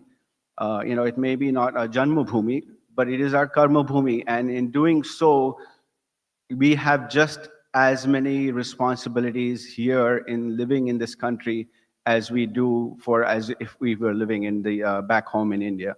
So with that, if you could go to the next slide. Yeah, so this slide briefly speaks about a lot of the civic duties we perform. So you will see we have wisdom, which is satsang, which is imbibing and spreading the messages of our dharma to all, all categories of human beings, not just restricted to Jains. So, our Guruji often engages communities worldwide, and I'll talk to you a little bit about, the various centers we have over the world. And we have meditation camps, we have spiritual initiation, and then yoga activities. This is a very important slide. It talks about the 10 care programs. So one of the big emphasis that we put in reaching out and doing social welfare is to not just look at one aspect of a person's needs, but talk about many different things: health care, educational care, spiritual care, mental health being. So what you see in this slide is a very comprehensive program that we have available, and that we are actually utilizing everywhere, even in countries like Africa right now. We have got a big mission going on to help people that are impoverished, who are dying of hunger over there. So there's one big place we're actually helping out. Locally in the Dallas area, for those who live around here, we do peanut butter and jelly sandwich drives. We participate and help with senior living centers. But as you know, a lot of the senior living individuals, they are in deep need of emotional connection. We do that. As a matter of fact, the other thing we do also is we do street adoptions. Yesterday we had another street cleaning seva for those who live in the Frisco area. There's a street we have adopted. So we're trying to make ourselves more relevant, in the local community, because to have a seat at the table, you cannot be just operating on your own. You have to be able to, people should be able to recognize you and how you're contributing locally to the community, and not just gathering in temples and having your religious activities. Next slide, please. So this is a very important slide. It speaks to the magnitude of the impact that we've had. We've touched more than 20 million lives since we have been operational. And then the other important thing is that we have a very, very comprehensive educational program. In fact, in India right now, we are in the process of initiating a university, Srimad Rajchandra University in Dharampur. It is focused on providing an educational opportunity to all of the underprivileged tribal Indians who do not have access to good education, and so they're always stuck in that poverty cycle. Next slide. Again, this is a phrase: the world is one big family, right? So we don't operate on our own. Again, we have connections. As I heard this morning, I heard this morning that we all are connected through a common thread, which is our belief in Hindu tradition and Hindu religion. And we need to create synergies around that common understanding and common faith. We may have separate religious temples, etc., but at the end of the day, we're one big family. The next slide, please. Again, recognition of the work that we have done. Next slide. So I'll just end with this slide right here, right? It's a very important slide, and there's a quote by our Guru, Gurudev Rakesh Ji. He says, "To be happy, peaceful, blissful now and always is the essence of spirituality." And in doing so, happiness is not only a personal goal. It should be a goal to make everybody else around us happy. And we derive strength from our religious beliefs. And when we derive that strength, we also derive joy. And joy is like a box of mithai. It is not enjoyed by yourself alone. It is enjoyed more when it is distributed to all. So I use that analogy to just say how our religion gives us the strength, and how we can convert that into socially responsible and civic activities. Thank you very much. Thank you, Sameerji. It was not just only your presentation, you actually beautifully summarized the whole session, and you have made my task easier, so I don't have to summarize and take more time of the audience. So that gives us more time for the questions and answers. And can we go to the questions now? Okay, so may I request, since this is the last session and people have to flights to catch. Yes, thank so you. Focus, yeah. So focus on question, frame it as a question. And two, please tell who are you directing it to, so that we can go directly to that speaker and they can respond to your question. So there are two hands up there, Esther ji and then Meghna ji. Did I get your name right? Megha ji. Namaste, everybody. My question is to Nananji. Nananji, could you please explain how the Hindu matrimony event goes? And also, is there an app? Because you're catering to Gen Z and they're all about apps. So if you could explain these two. Okay, and can we also get the second question? Then they can go one after another. Megha ji, you also go ahead with your question. My question is for the Hindu University. He said all the projects that they're working on. It is, how is Hindu University helping people in the US with Hindu atrocities if they were to happen? Okay, so Nanan, Namaste. Can you bring up my slide? It is possible to bring up my last slide, please. With the time constraint, I couldn't show that one. Thank you. So yes, Hindu Matrimonial USA has a very distinct approach. It's a whole day event. And the youth come right from morning till late evening at 10:30. So in the morning we have, first of all, setting their mind straight. So we do motivational speaker that sets the expectation. Can you bring up that slide, please? The last slide of my presentation, please. And also it has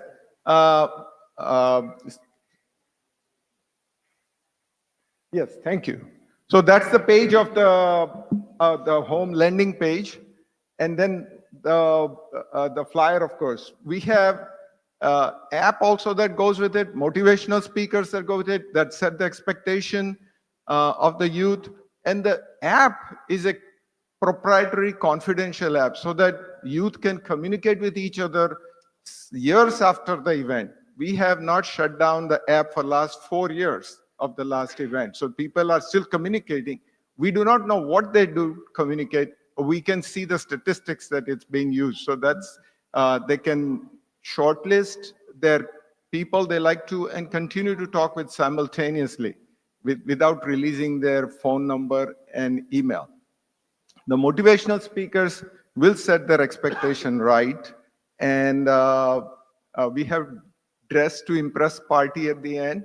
So they meet while in a structured speed dating fashion, but also they meet at breakfast, lunch, dinner, and there are fun and games. They create art projects. And then at the end, it's dress to impress. They come dressed up in Western Indian clothing, have a little music and dance. So in different settings, they get to meet each other. So that's the whole day's full day event. There is a price for it. They pay registration fee. And it also keeps very seriously interested people coming. So they are extremely seriously, on an average of $500 to $1,000 often we estimate they spend to come to the event from all over the country. Thank you. Okay, to Kalyanji. HUA, I have attended a few programs, and I would very strongly recommend everyone who is interested in any of the courses that are listed, do go and attend that program, any course that is of your interest. And those are phenomenal work that the teachers are doing in HUA. Before Kalyanji talks about this program on atrocities, no Gurukul can work without financial resources. Arth hai to samarth hai, nahi to anarth hai. So you have to contribute to HUA. They are operating on a very shoestring budget, and the demand is so huge. So I would strongly appeal that as much as you can, please support HUA and contribute to their programs, and then you can demand additional programs from them. Kalyanji. Yeah, so the question is, how is Hindu University of America addressing Atrocities against Hindus, correct? That's the question. Am I interpreting it correctly? Okay. Because when you say Hindu atrocities, can work the other way also. So, first of all, I want to distinguish the space of education from the space of advocacy. Okay. So, HUA will not directly get involved in any agitation or complaining or petitioning or any advocacy work. We will not do that. It's not our space. But people who are engaged in advocacy, in responding to events in real time, we hope that they will find value in being educated to a deeper extent than they already are. Okay, so I'll give you one illustration. A couple of people who have taken a course at HUA, the course is titled Distinguishing Varna and Jati from Caste. That's the name of the course. And the people who are already engaged, they're already doing a lot of work on caste issue through via HAF and KONA and other organizations, which are at the forefront of advocacy. But what they've said to me is, after taking this course, they've said that, my God, we didn't even know how much depth there is in terms of knowledge that we wish we had known before we did what we did, and so on. But it's never too late. So in that sense, right, the foundation of knowledge is very, very important to be a better Hindu, a better advocate, a better activist, and so on. So, so we play an indirect role in the education space, which hopefully enables our other advocacy organizations to be more effective. So that's the way I would frame the answer to your question. Is that satisfactory to you? No. Satisfactory? I think because it's a university and because Hindus look up to you, advocacy is a direct part of a university. In my opinion, I could be totally wrong. Okay. All right. So, we're going to remain under the radar. We don't want to hit the limelight making silly, stupid statements that invites enormous reaction. Let the advocacy organizations play that role and get the reaction. We're going to play under the radar and get accredited first. So there needs to be discipline in this kind of positioning. So the university will always be positioned as an educational institution first and foremost, and only indirectly enable the second order activities in the community. So, it's very important distinction. Any question? More. And is there any other question? Do we have time for questions? And one more question? Okay, one last question, and then I will exercise my privilege of taking 1 minute to summarize it. Yes, please go ahead. Okay, thank you. My name is Sriranga Puridas, coming from South America.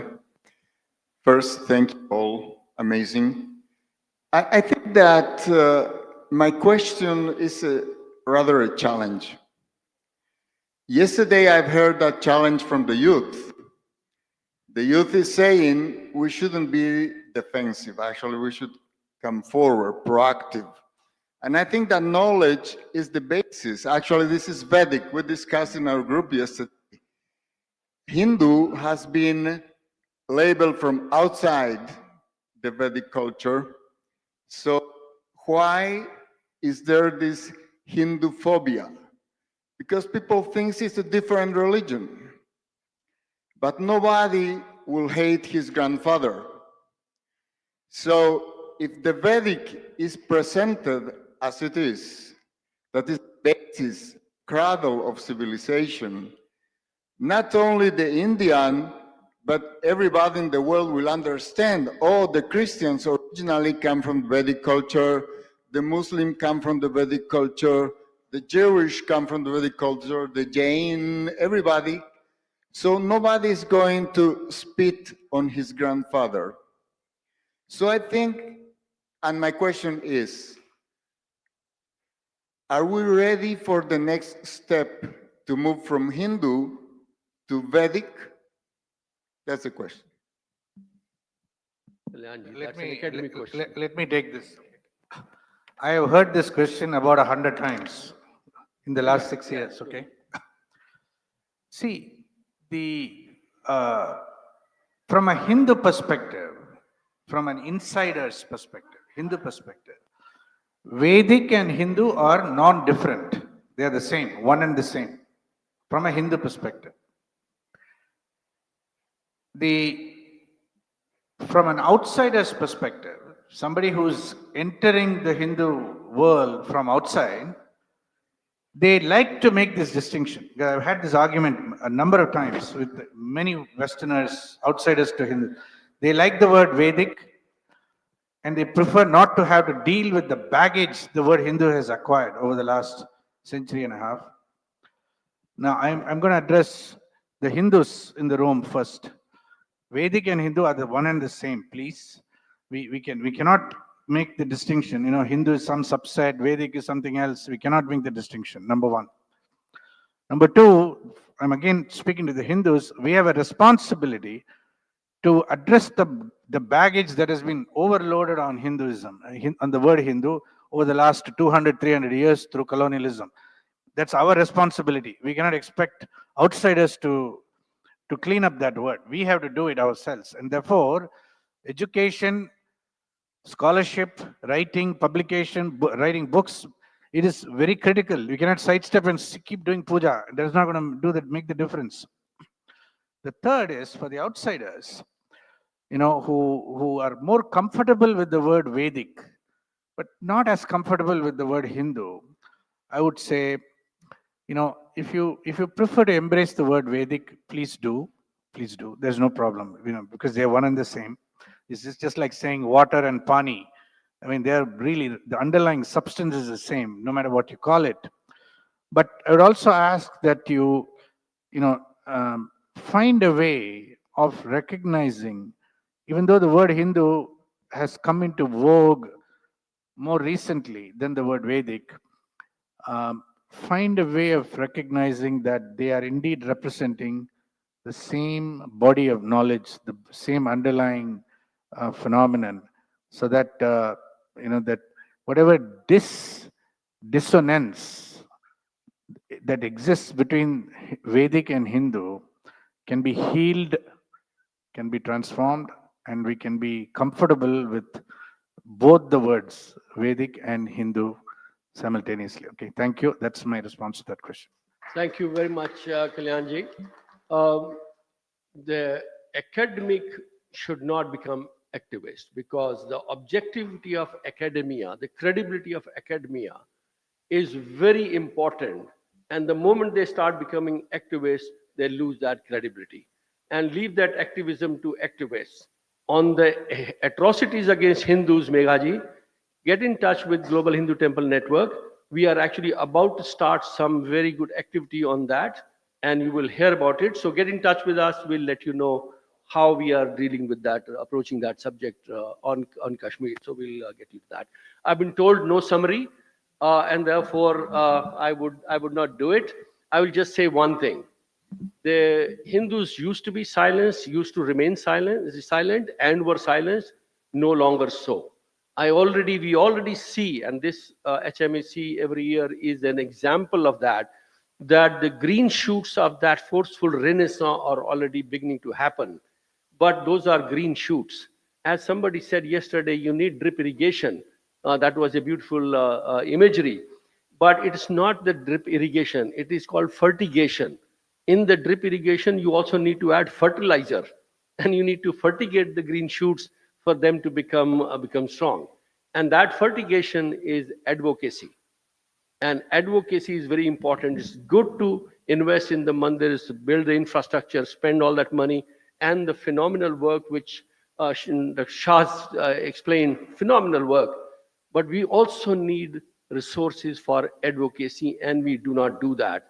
So therefore, I would say, appeal to the mandirs, annually 1% of your revenue, please contribute that to advocacy organizations for the survival and existential threat of our Sanatana Dharma. If the Hindus don't exist, mandirs have no meaning.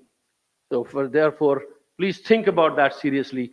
On that note, I would say, wonderful, wonderful panel and a very rich, substantive discussion.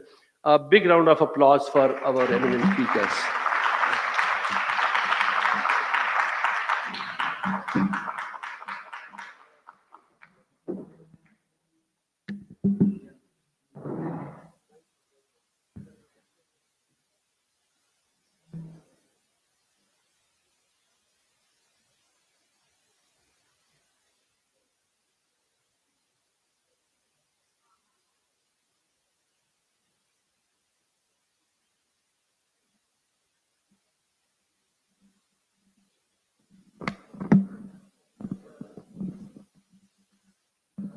Thank you, Mohinderji, for leading such a lovely session. It's truly amazing to hear about the bright ideas that our Mandars have started to implement. Now, I would like to invite up all the DFW Ekta Mandir management staff for a small thank you note. DFW EC or BOT Khembai, please come. And our board of trustee chair, Khem Chandangarani ji, will be giving the closing and thank you note.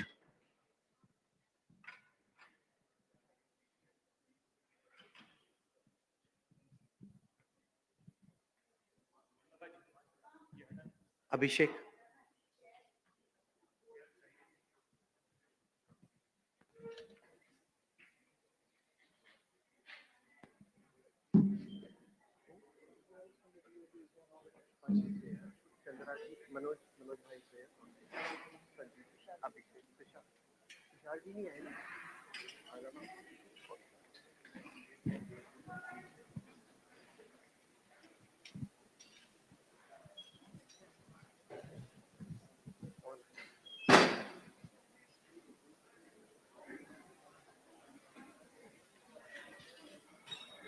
Jai Gurudev,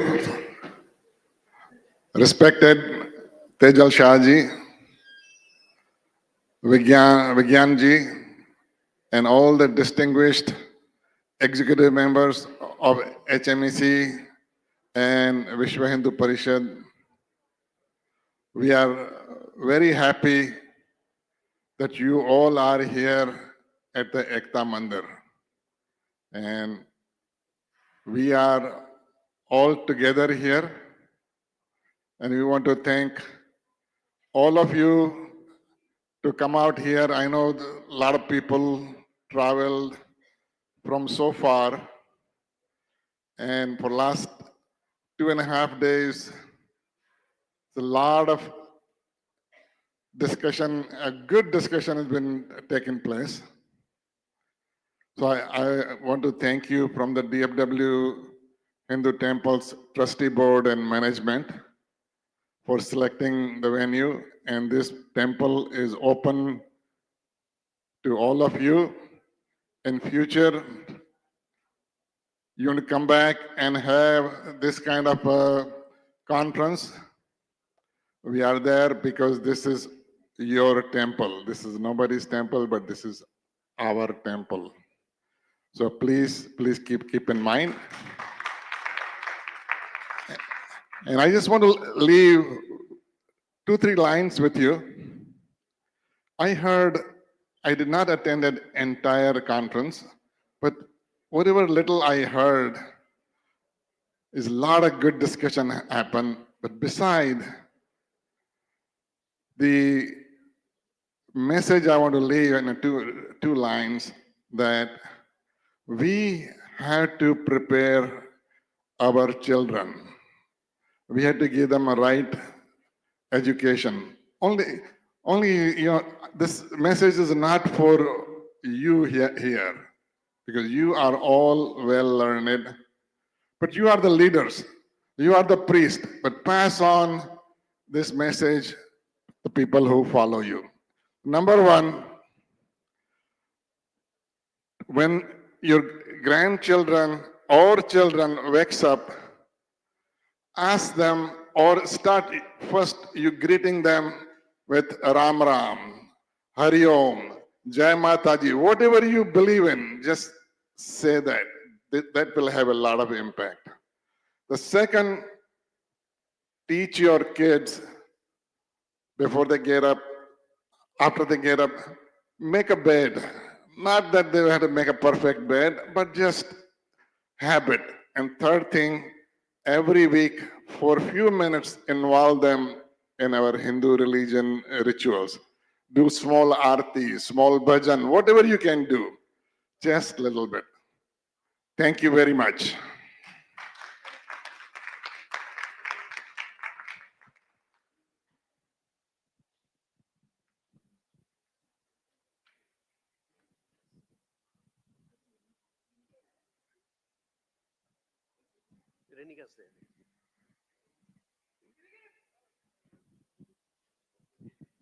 Can we get a big round of applause for our DFW Mandir, Ekta Mandir staff?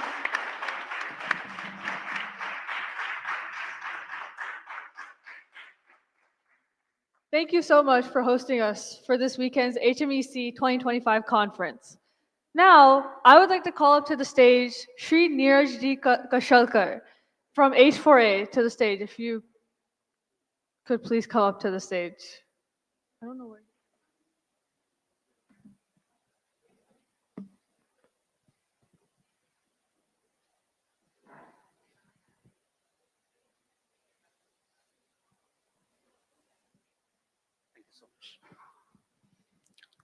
Namaskar everyone.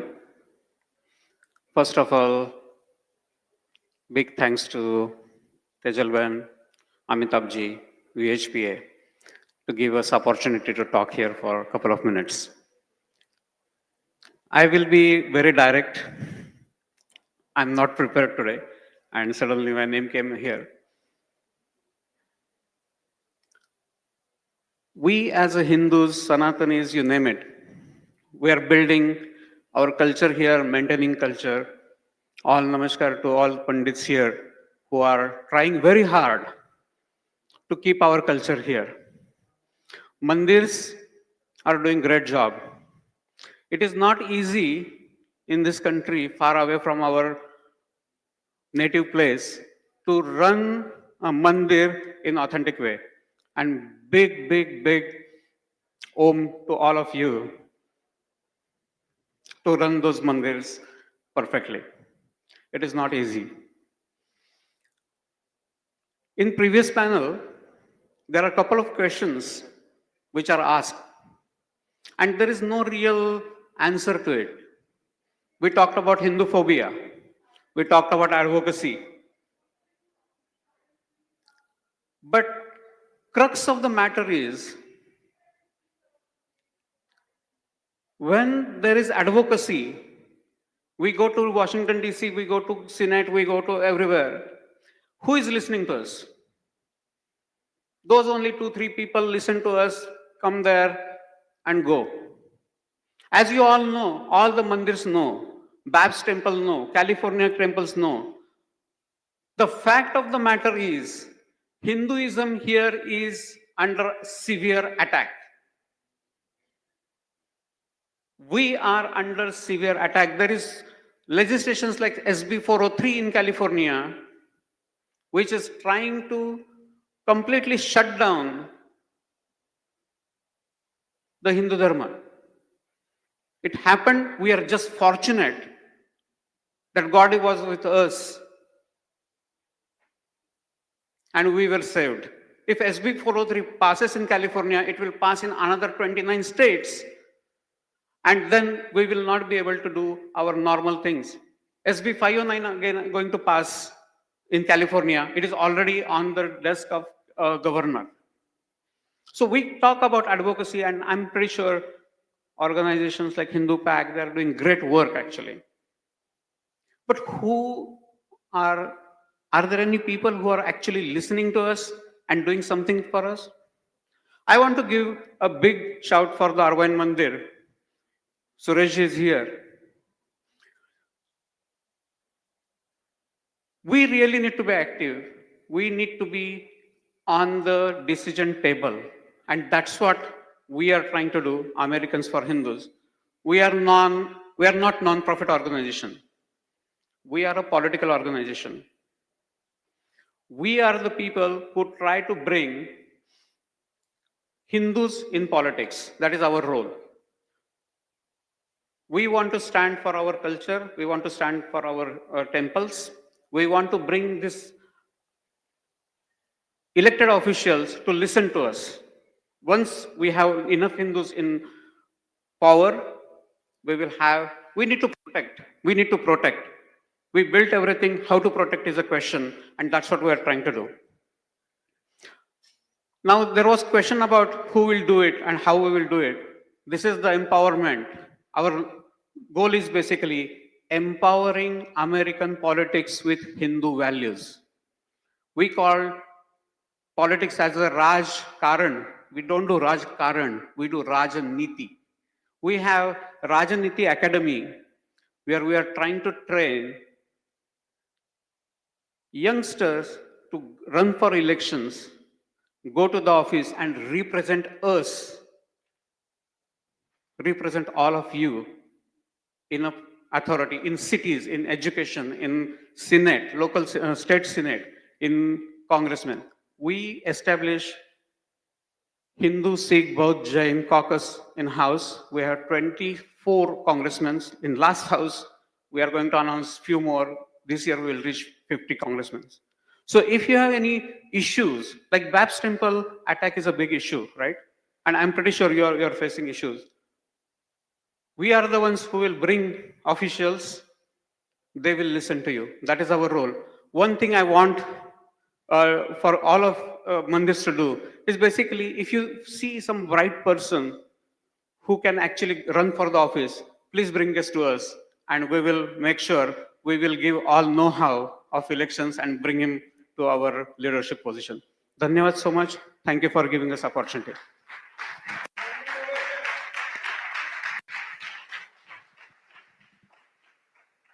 Thank you, Neeraj ji, for your powerful words. Now, I would like to call up to the stage Sri Shashank ji Bhattar to lead the award ceremony and to be our MC.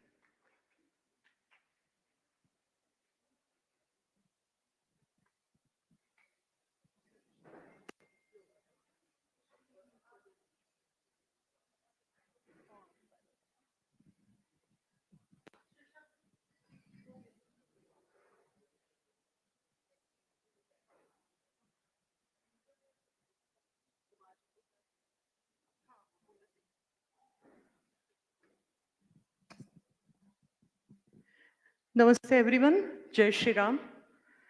Yesterday we were community program, one important matter left out, and we want to just take care of it, along with recognizing some of the local Dallas mandirs as well, who are here today. We will recognize them again. But before that, we all know we have been talking about the sanskara in our next generations, and around that, great work has been done by VHPA and HTCI, Hindu Temple of Central Indiana. They have been running a youth camp for last 25 years, and they have published a book which is basically collection of theme.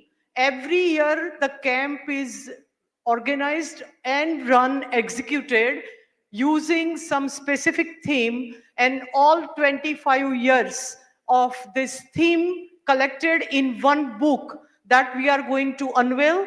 I would like to request Kumar Daveji, Hansa Bhen, please come on the stage very quickly. Sanjay Bhai Mehta and Abhay Asthana ji, past president of VHPA and general secretary, past general secretary of VHPA. They have worked very hard with this mandir to put this book together. So I request Kumarji to unveil this book. And Sanjay Bhai, please at least come on the stage quickly. Please go in the center. And I would like to also all the mandirs and community members to know, now there is a Hindu campsite. Hindu campsite is open in Texas. Take advantage of that. You have been seeing a digital advertisement for the Hindu campsite. So take advantage of that. Any question around the Hindu campsite, you can talk to Vijay Palotji, you can talk to myself, Amitabh Mittalji. It is ready to use. You can host your Mandir camp at the Texas Hindu campsite. Thank you so much. Namaste and thank you. I just want to talk about this book for a couple of minutes, This is not just a book, but 25 years of the Hindu Heritage Family Camp, collaboration between HTCI and VHPA. So I'd like to recognize VHPA contribution to. Sanjay ji has painstakingly written all the sessions, and it's compiled. Many people are doing this camp throughout the United States, but sometimes the books are lying in the coffee table or the room, but we have compiled this for the wider use. It is on VHPA website. If you go through VHPA website and publication books, this book is digitally here. The whole purpose and the objective of this book to be published is for a wider use. Anybody in the USA or around the world, if they want to conduct this Hindu Heritage Family Camp for a couple of days every week or once a year, this is a material. They don't have to reinvent the wheel. You need some dedicated people who can look at this and do it. Even Bal Gokulam, Bal Vihar can also use as a resource.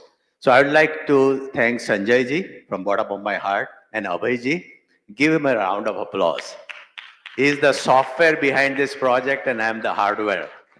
And Madhu Bhargava, who is not here, who has done the printing for not only the last 25 years, this book, but the Mandir Vani too. So please give a round of applause to Madhu Bhargava. She is not here. And thank you very much. And please use this book widely and ask everyone to use it. Thank you. There are 3 copies left here. If anybody wants, please contact me and the proceed will go to HMEC. Thank you.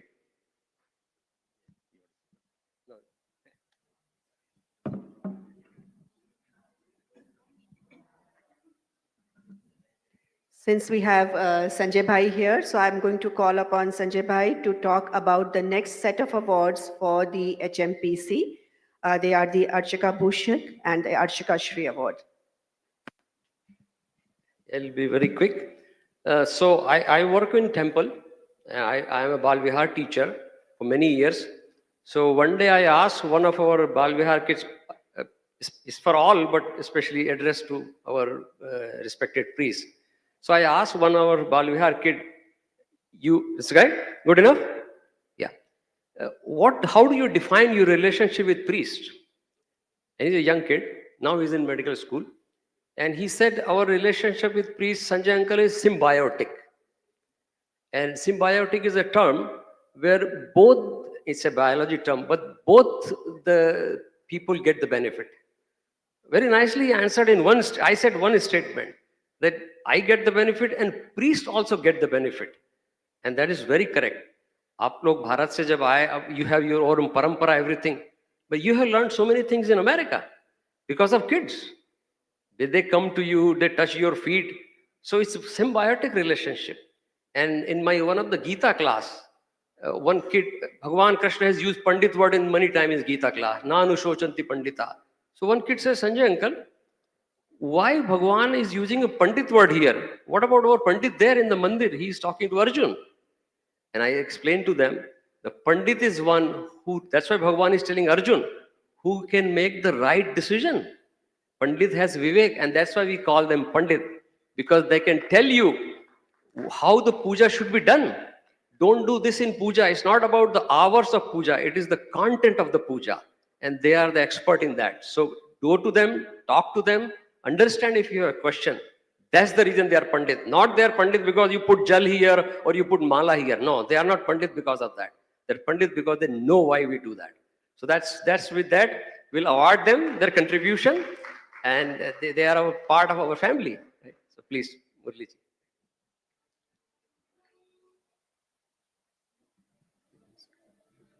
So we are going to call upon the names of the priests, and Shashank is here to help with that. And I'll also call upon someone from the community to give those awards.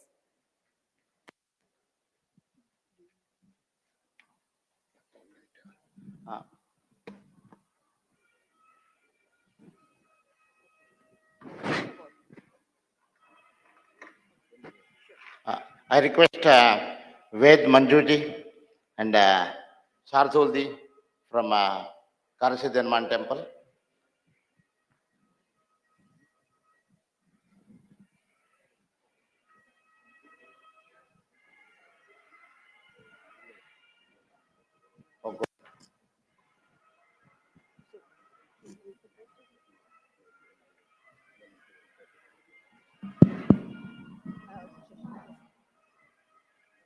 Gaurang Bhai, can we have you on the stage to give the first award? Gaurang Bhai.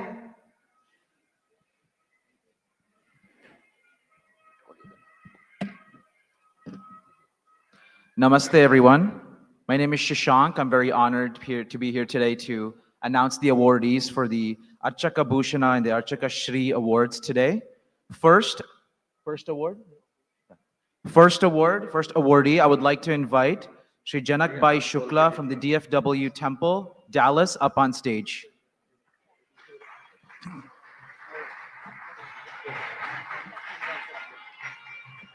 Janak Bhai Shukla is a priest with over 33 years of experience at this temple. He is also a priest with international experiences in England and Africa, and we are honored to have him today coming up on stage.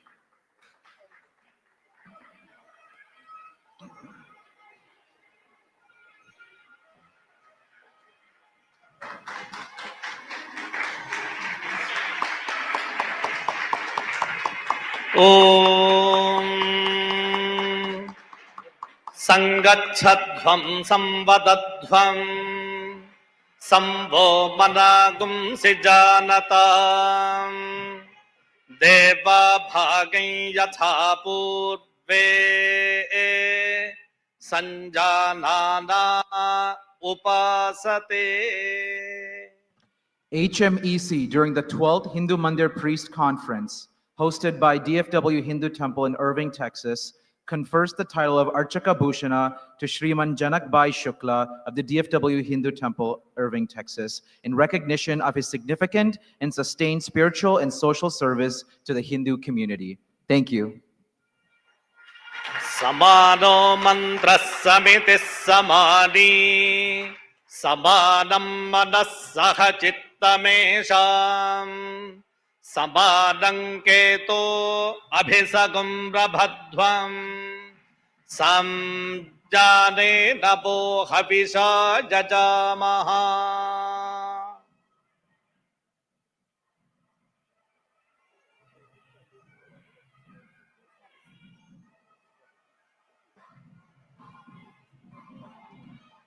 Next, I would like to call upon Sri Subhadra Charyalu Srinivasula from the Aurora Temple, Chicago. He is the Pradhana Archaka for over 30 years. He's a multiple award winner for his services at the Aurora Temple. He also briefly served in Melbourne, Australia during his international experience there. Please give him a round of applause as he enters the stage. Om Bhajaram Karne Bihe Sranuyama Deva Bhajaram Pashyema Kshabirjajataraha Stirai Rangaye Tushtuvagu Sastano Birvyase Mahite Vahitan Yajayuhu. HMEC during the 12th Hindu Mandir Priest Conference, hosted by DFW Hindu Temple, Irving, Texas, confers the title of Archaka Bhushana to Shriman Subhadra Charyalu Srinivasula from the Sri Venkateshwar Swami Temple of Greater Chicago, Aurora, Illinois, in recognition of his significant and sustained spiritual and social service to the Hindu community.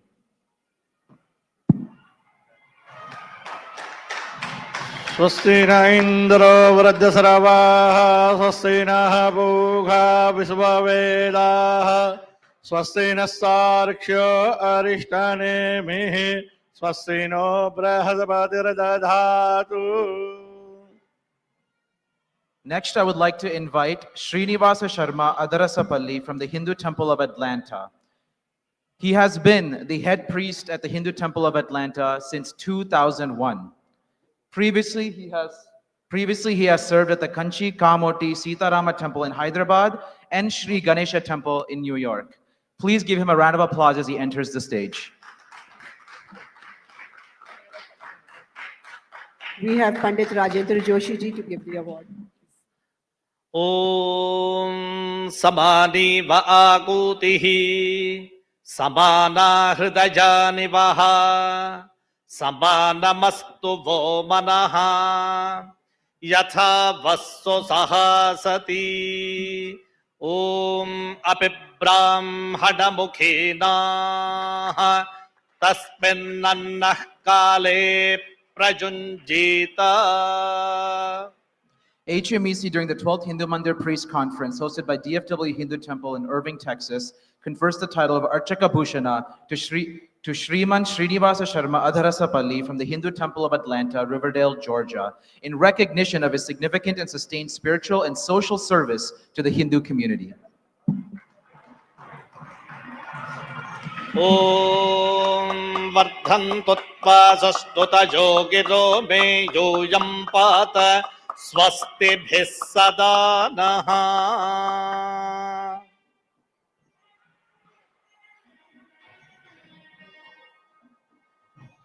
Next, I would like to invite Ramalinga Shastri of the Hindu Temple of San Antonio, Texas. He is a priest with over 35 years of experience, with 20 years in his current temple. He is the award winner of Alankara Pravina as well. Please give him a round of applause as he enters the stage.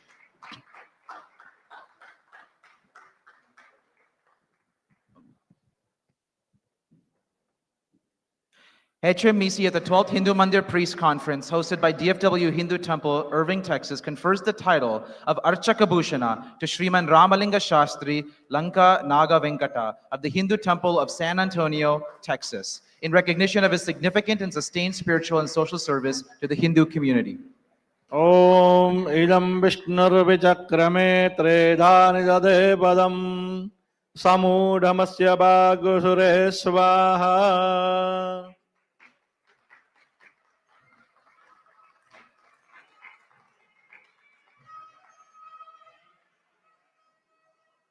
Thank you, Pandit ji. Sant Gupta ji, can we have you on the stage, please, for the next awards? Thank you.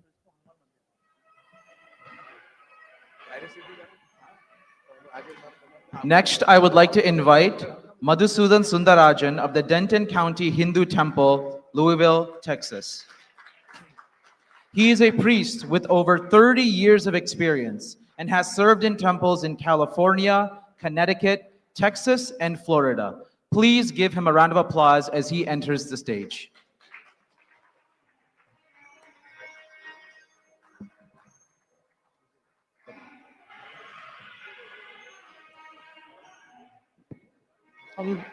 Tadavishnoho paramambadaggo sada pasyante surayah deveva jakshuradatam.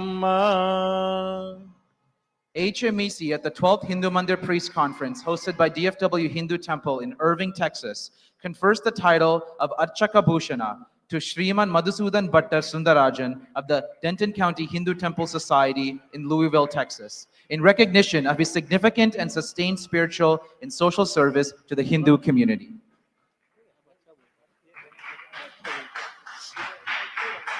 ॐ ब्रह्मजज्जानं प्रथमं पुरस्ताद् विसेमतः सुरुचो when आवः सबुद्धिया उपमा अस्य विष्ठा सतश्च योनिमसतश्च विवः.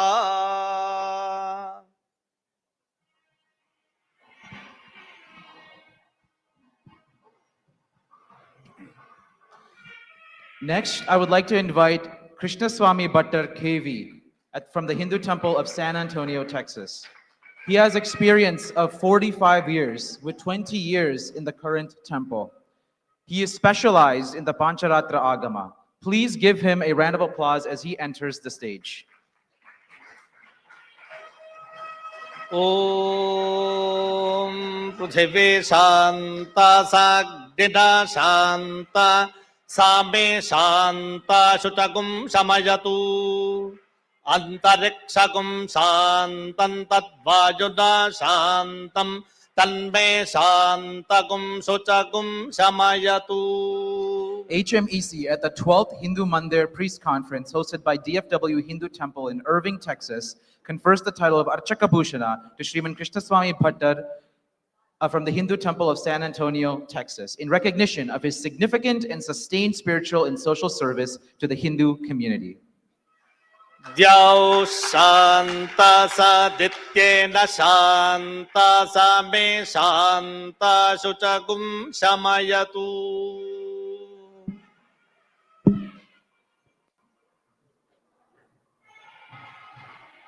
Thank you, Sandgupta ji.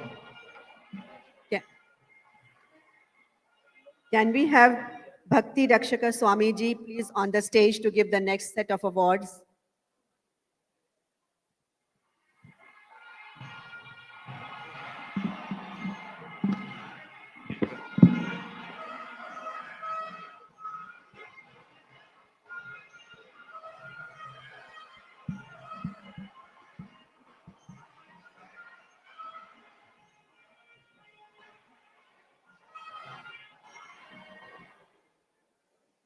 Next, we will present the award of Archaka Shri. First, we have Ishan Das Pujari from the Radha Shyam Irving, Texas Temple. He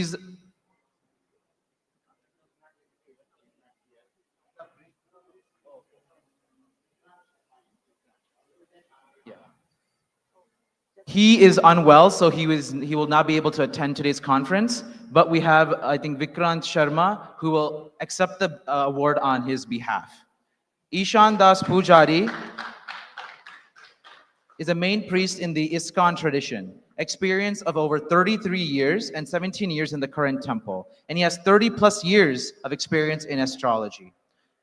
HMEC at the 12th Hindu Mandir Priest Conference, DFW Hindu Temple, Irving, Texas, confers the title of Archaka Shri to Shriman Ishan Das Pujari of the Radha Shyam Dham, Irving, Texas Temple, in recognition of his significant and sustained spiritual and social service to the Hindu community.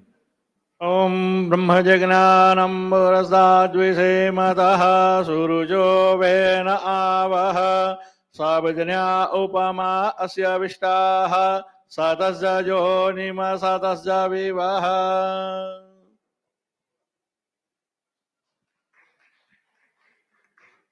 Next, I would like to invite Pushpa Koirala of the Sri Ram Mandir in Plano, Texas. He is a priest with over 20 years of experience, with 16 years experience in his current temple. He is also well known for his very melodious bhajans. Please give him a round of applause as he enters the stage. Om Swaste Pantha Manuchare Masurya Chandrabasa Viva Punardadata Ghata Janata Sangame Mahi.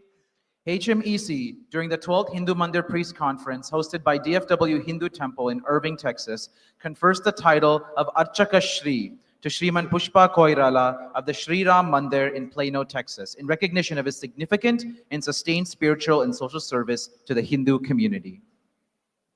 Swastyajanantarkshaparishthanemim mahadbhutam vajasan devatanam.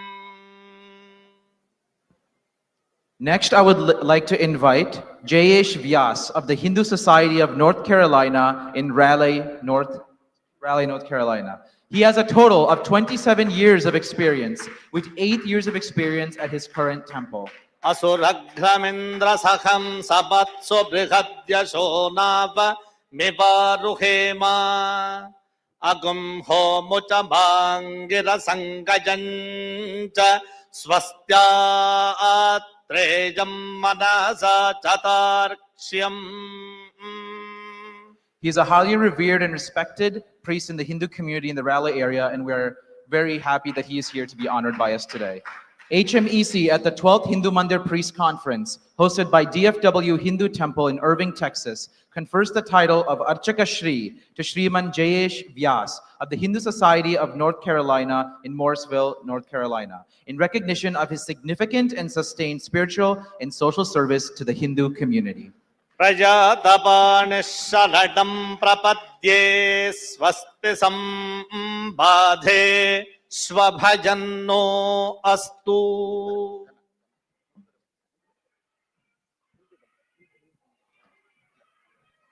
Om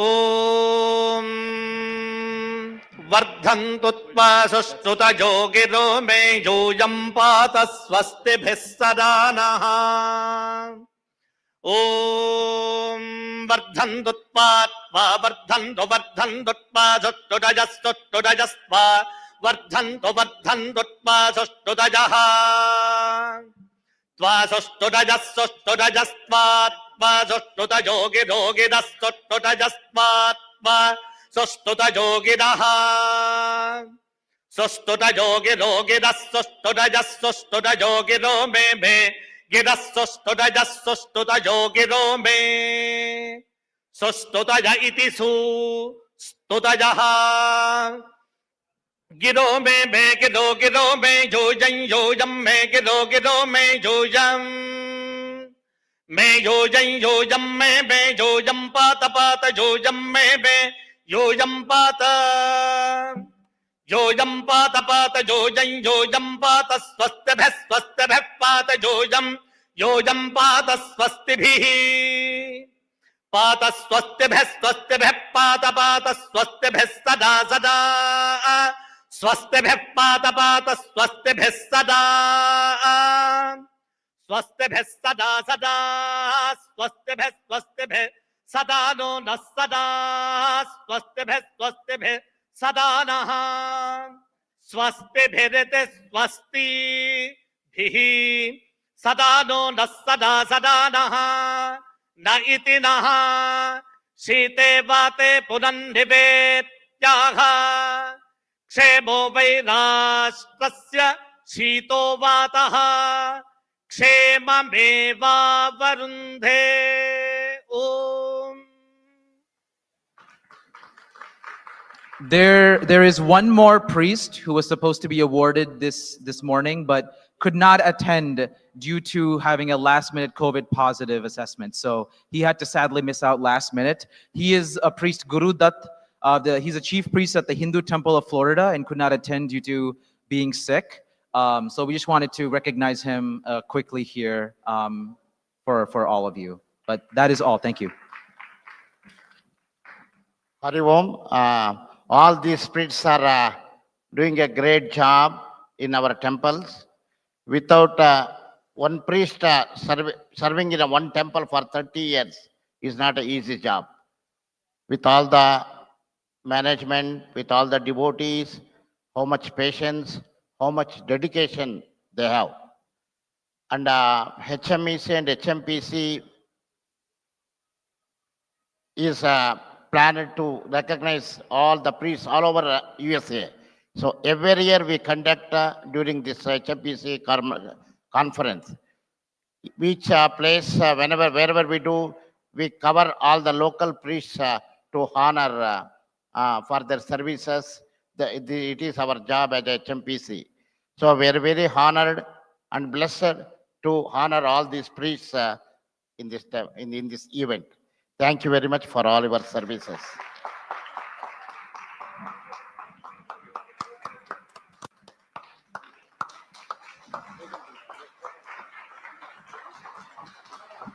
Vallabhaji, please.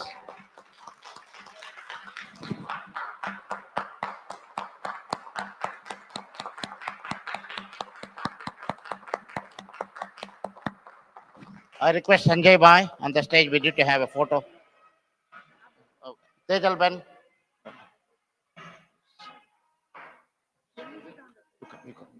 You come. Nagarajan, you come. We'll stand there.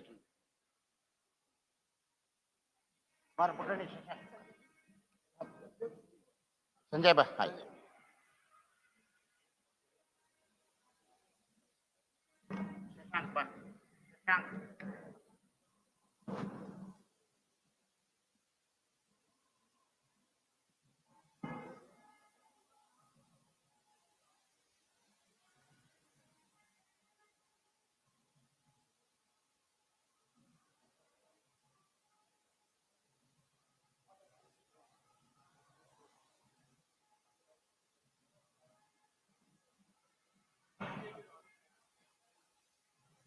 So there are some family members, please join for the photograph.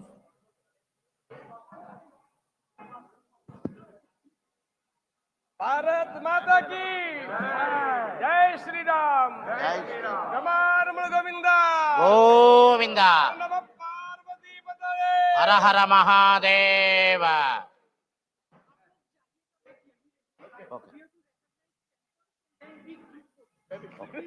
Yes, sure. Now, जय Shri Ram Jai जय Shri Ram now all our honored priests are going to bless all of us.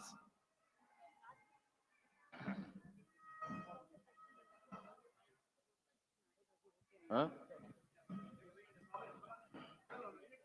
Please, okay. Everybody quick, please.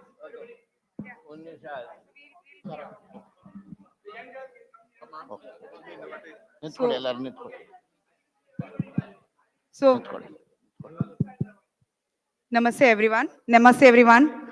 So the order of actions would be for now, for the last half an hour of this conference, which has been a very fruitful and meaningful one. Since we are all being seated, what we will do is, okay, one picture and then I'll start my talking.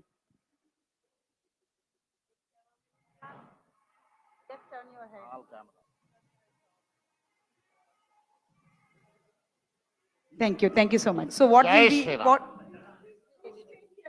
everybody stay here, the priest, the esteemed priest, and probably everybody be positioned here. We have some local temples to be recognized. So we will do that in the interest of time, and then we will do a group photo, which is technically the last thing that we do. So stay with us half an hour more. You have been with us for last 3 days, half an hour more. We'll do recognition, very quick recognition of local temples. Then there will be group photo, and then there will be closing remarks and a call for action from Sanjay Mehta ji and Anita Gupta ji. So half an hour more. Thank you all.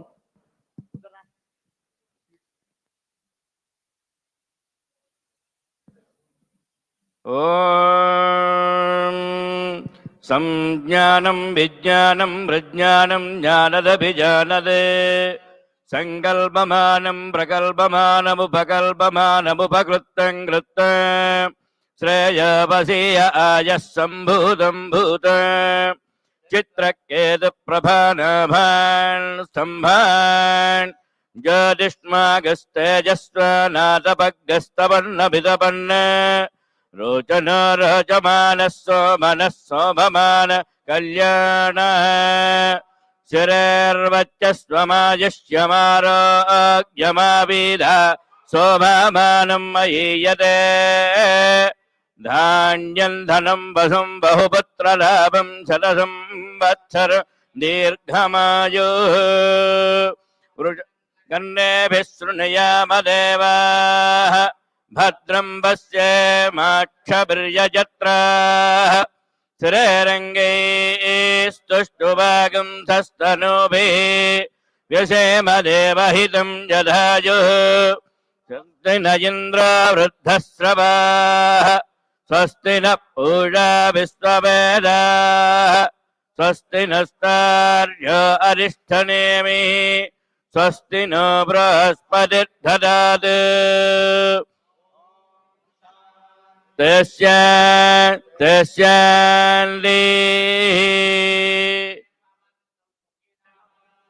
सर्वे भद्रामया सर्वे भद्राणि पश्यन्तु मा कश्चित् दुःखमाप्नुयात्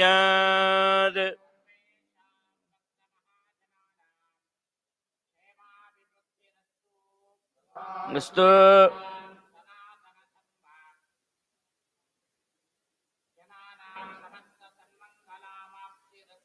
तदास्तु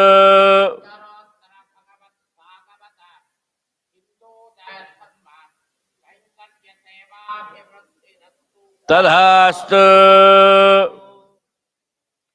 Okay, I would like to now, I will just announce the name of the temples. If the representatives are here, please come on the stage so we can honor you. These are the Dallas local mandirs which were not here yesterday, and we would like to just recognize them.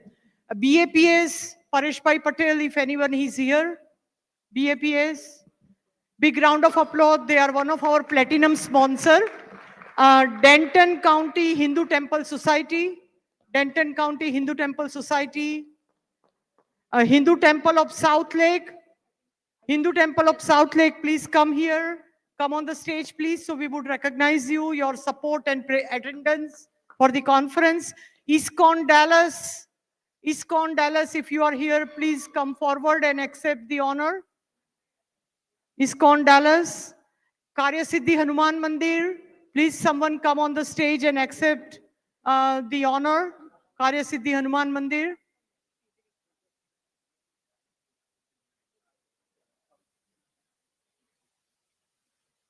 ॐ सुमङ्गलेर्यम्बधोरिमाकं समेत पश्यताम् सौभाग्यमस्यै दत्त्वा याथा त्वं विपरेतना Karya Siddhi Hanuman Mandir. Radha Govinda Dham. Anyone here? Radha Govinda Dham. Please come. Radha Govinda Dham. Radha Shyam Dham. Please come. शतञ्जेव शरदो वर्धमानयित्यदि निगमो भवति शतमिति शतन्दे Srimad Rajchandra Mission, Dallas chapter. Srimad Rajchandra chapter, Dallas Mission. Dallas chapter, sorry. Srimad Rajchandra Mission, Dallas. मरुतयेन वर्धयन्ति शतमेन मे Swaminarayan Gurukul, yesterday we honor you, but your plaque is with us. So if Swaminarayan Gurukul is here, we honored you, but your plaque is still with us. Vishwa Foundation, anybody? Wonderful job done with the Homa, Suryoday and Suryasta Homa, Vishwa Foundation, Dallas chapter. So we will make sure whoever are not here, their plaques will be given to them. We will make sure it reaches to them. Radha Govindam. Please.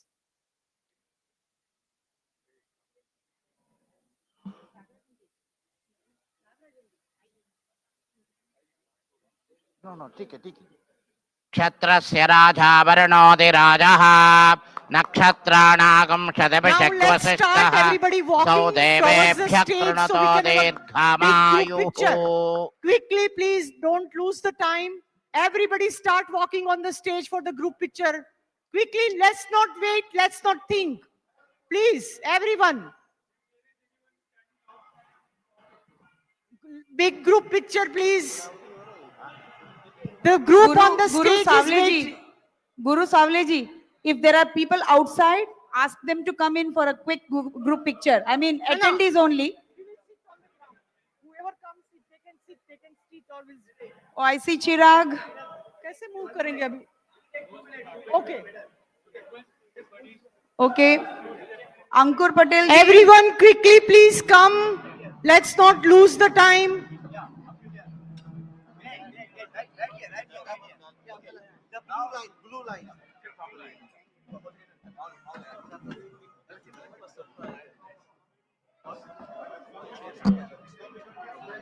Please come.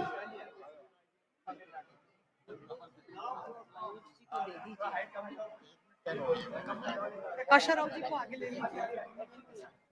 Please.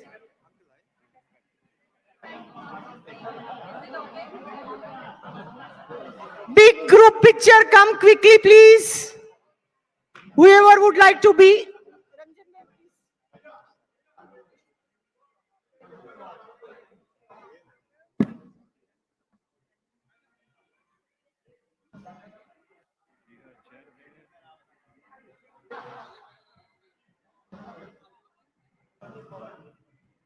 ನಮ್ಮ camera ಯಾರ ಹತ್ರ ಕೊಡ್ಬೇಕಾಗಿತ್ತು ಅದು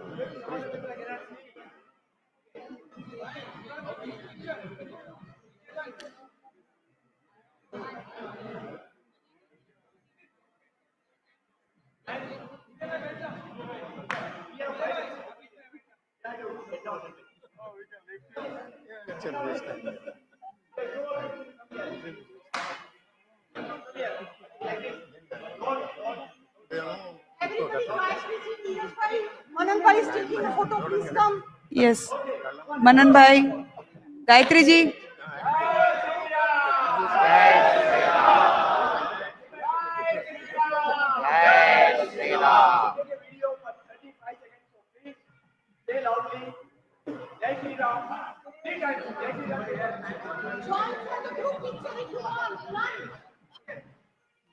People at the booth, you can join too. Please come.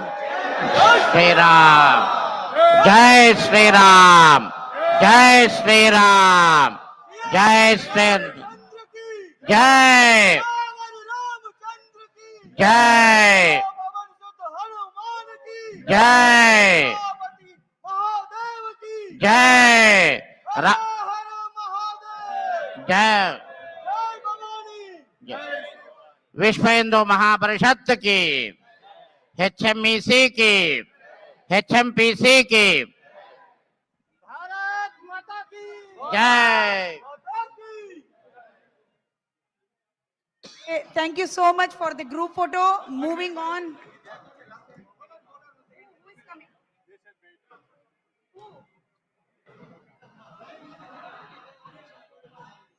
Manan bhai, is it okay? Oh, sorry. Upendra ji.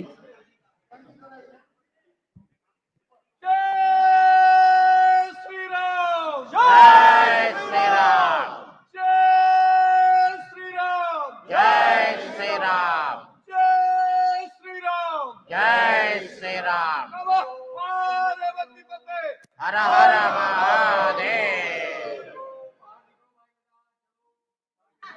सनातन धर्म की Thank you so much. धर्म की Thank you all.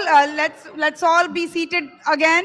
It's only last final stretch of 30 minutes more. We have action items and wrap up. No, I'm sorry. Some action items and wrap up notes of this conference. We had no award to thanks. I request Anita Gupta ji.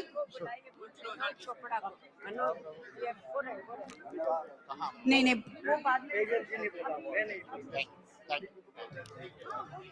రండి సుభద్రాచార్య గారు రండి ఇక్కడ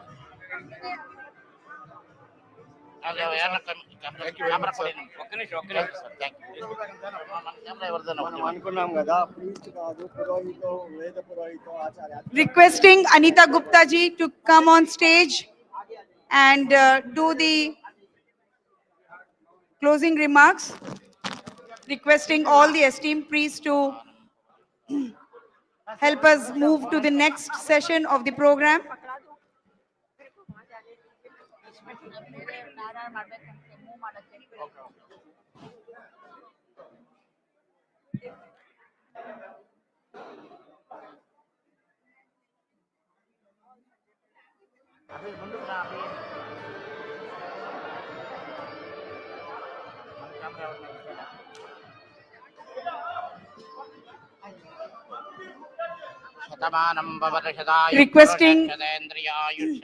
Requesting our esteemed priest to help us move to the next round. The pictures can be taken downstairs as well, down as well. Anita Gupta ji, the stage is yours. Please let's move to the next segment of the program. The conference is not officially done yet. We were trying to requesting all the attendees to please be seated or maintain silence. Meenakshi ji, everything now will be downstairs off the stage. Thank you.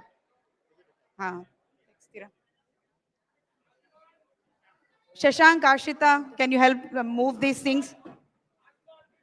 Rajendra Joshi ji, everybody off the stage for now. Thank you so much.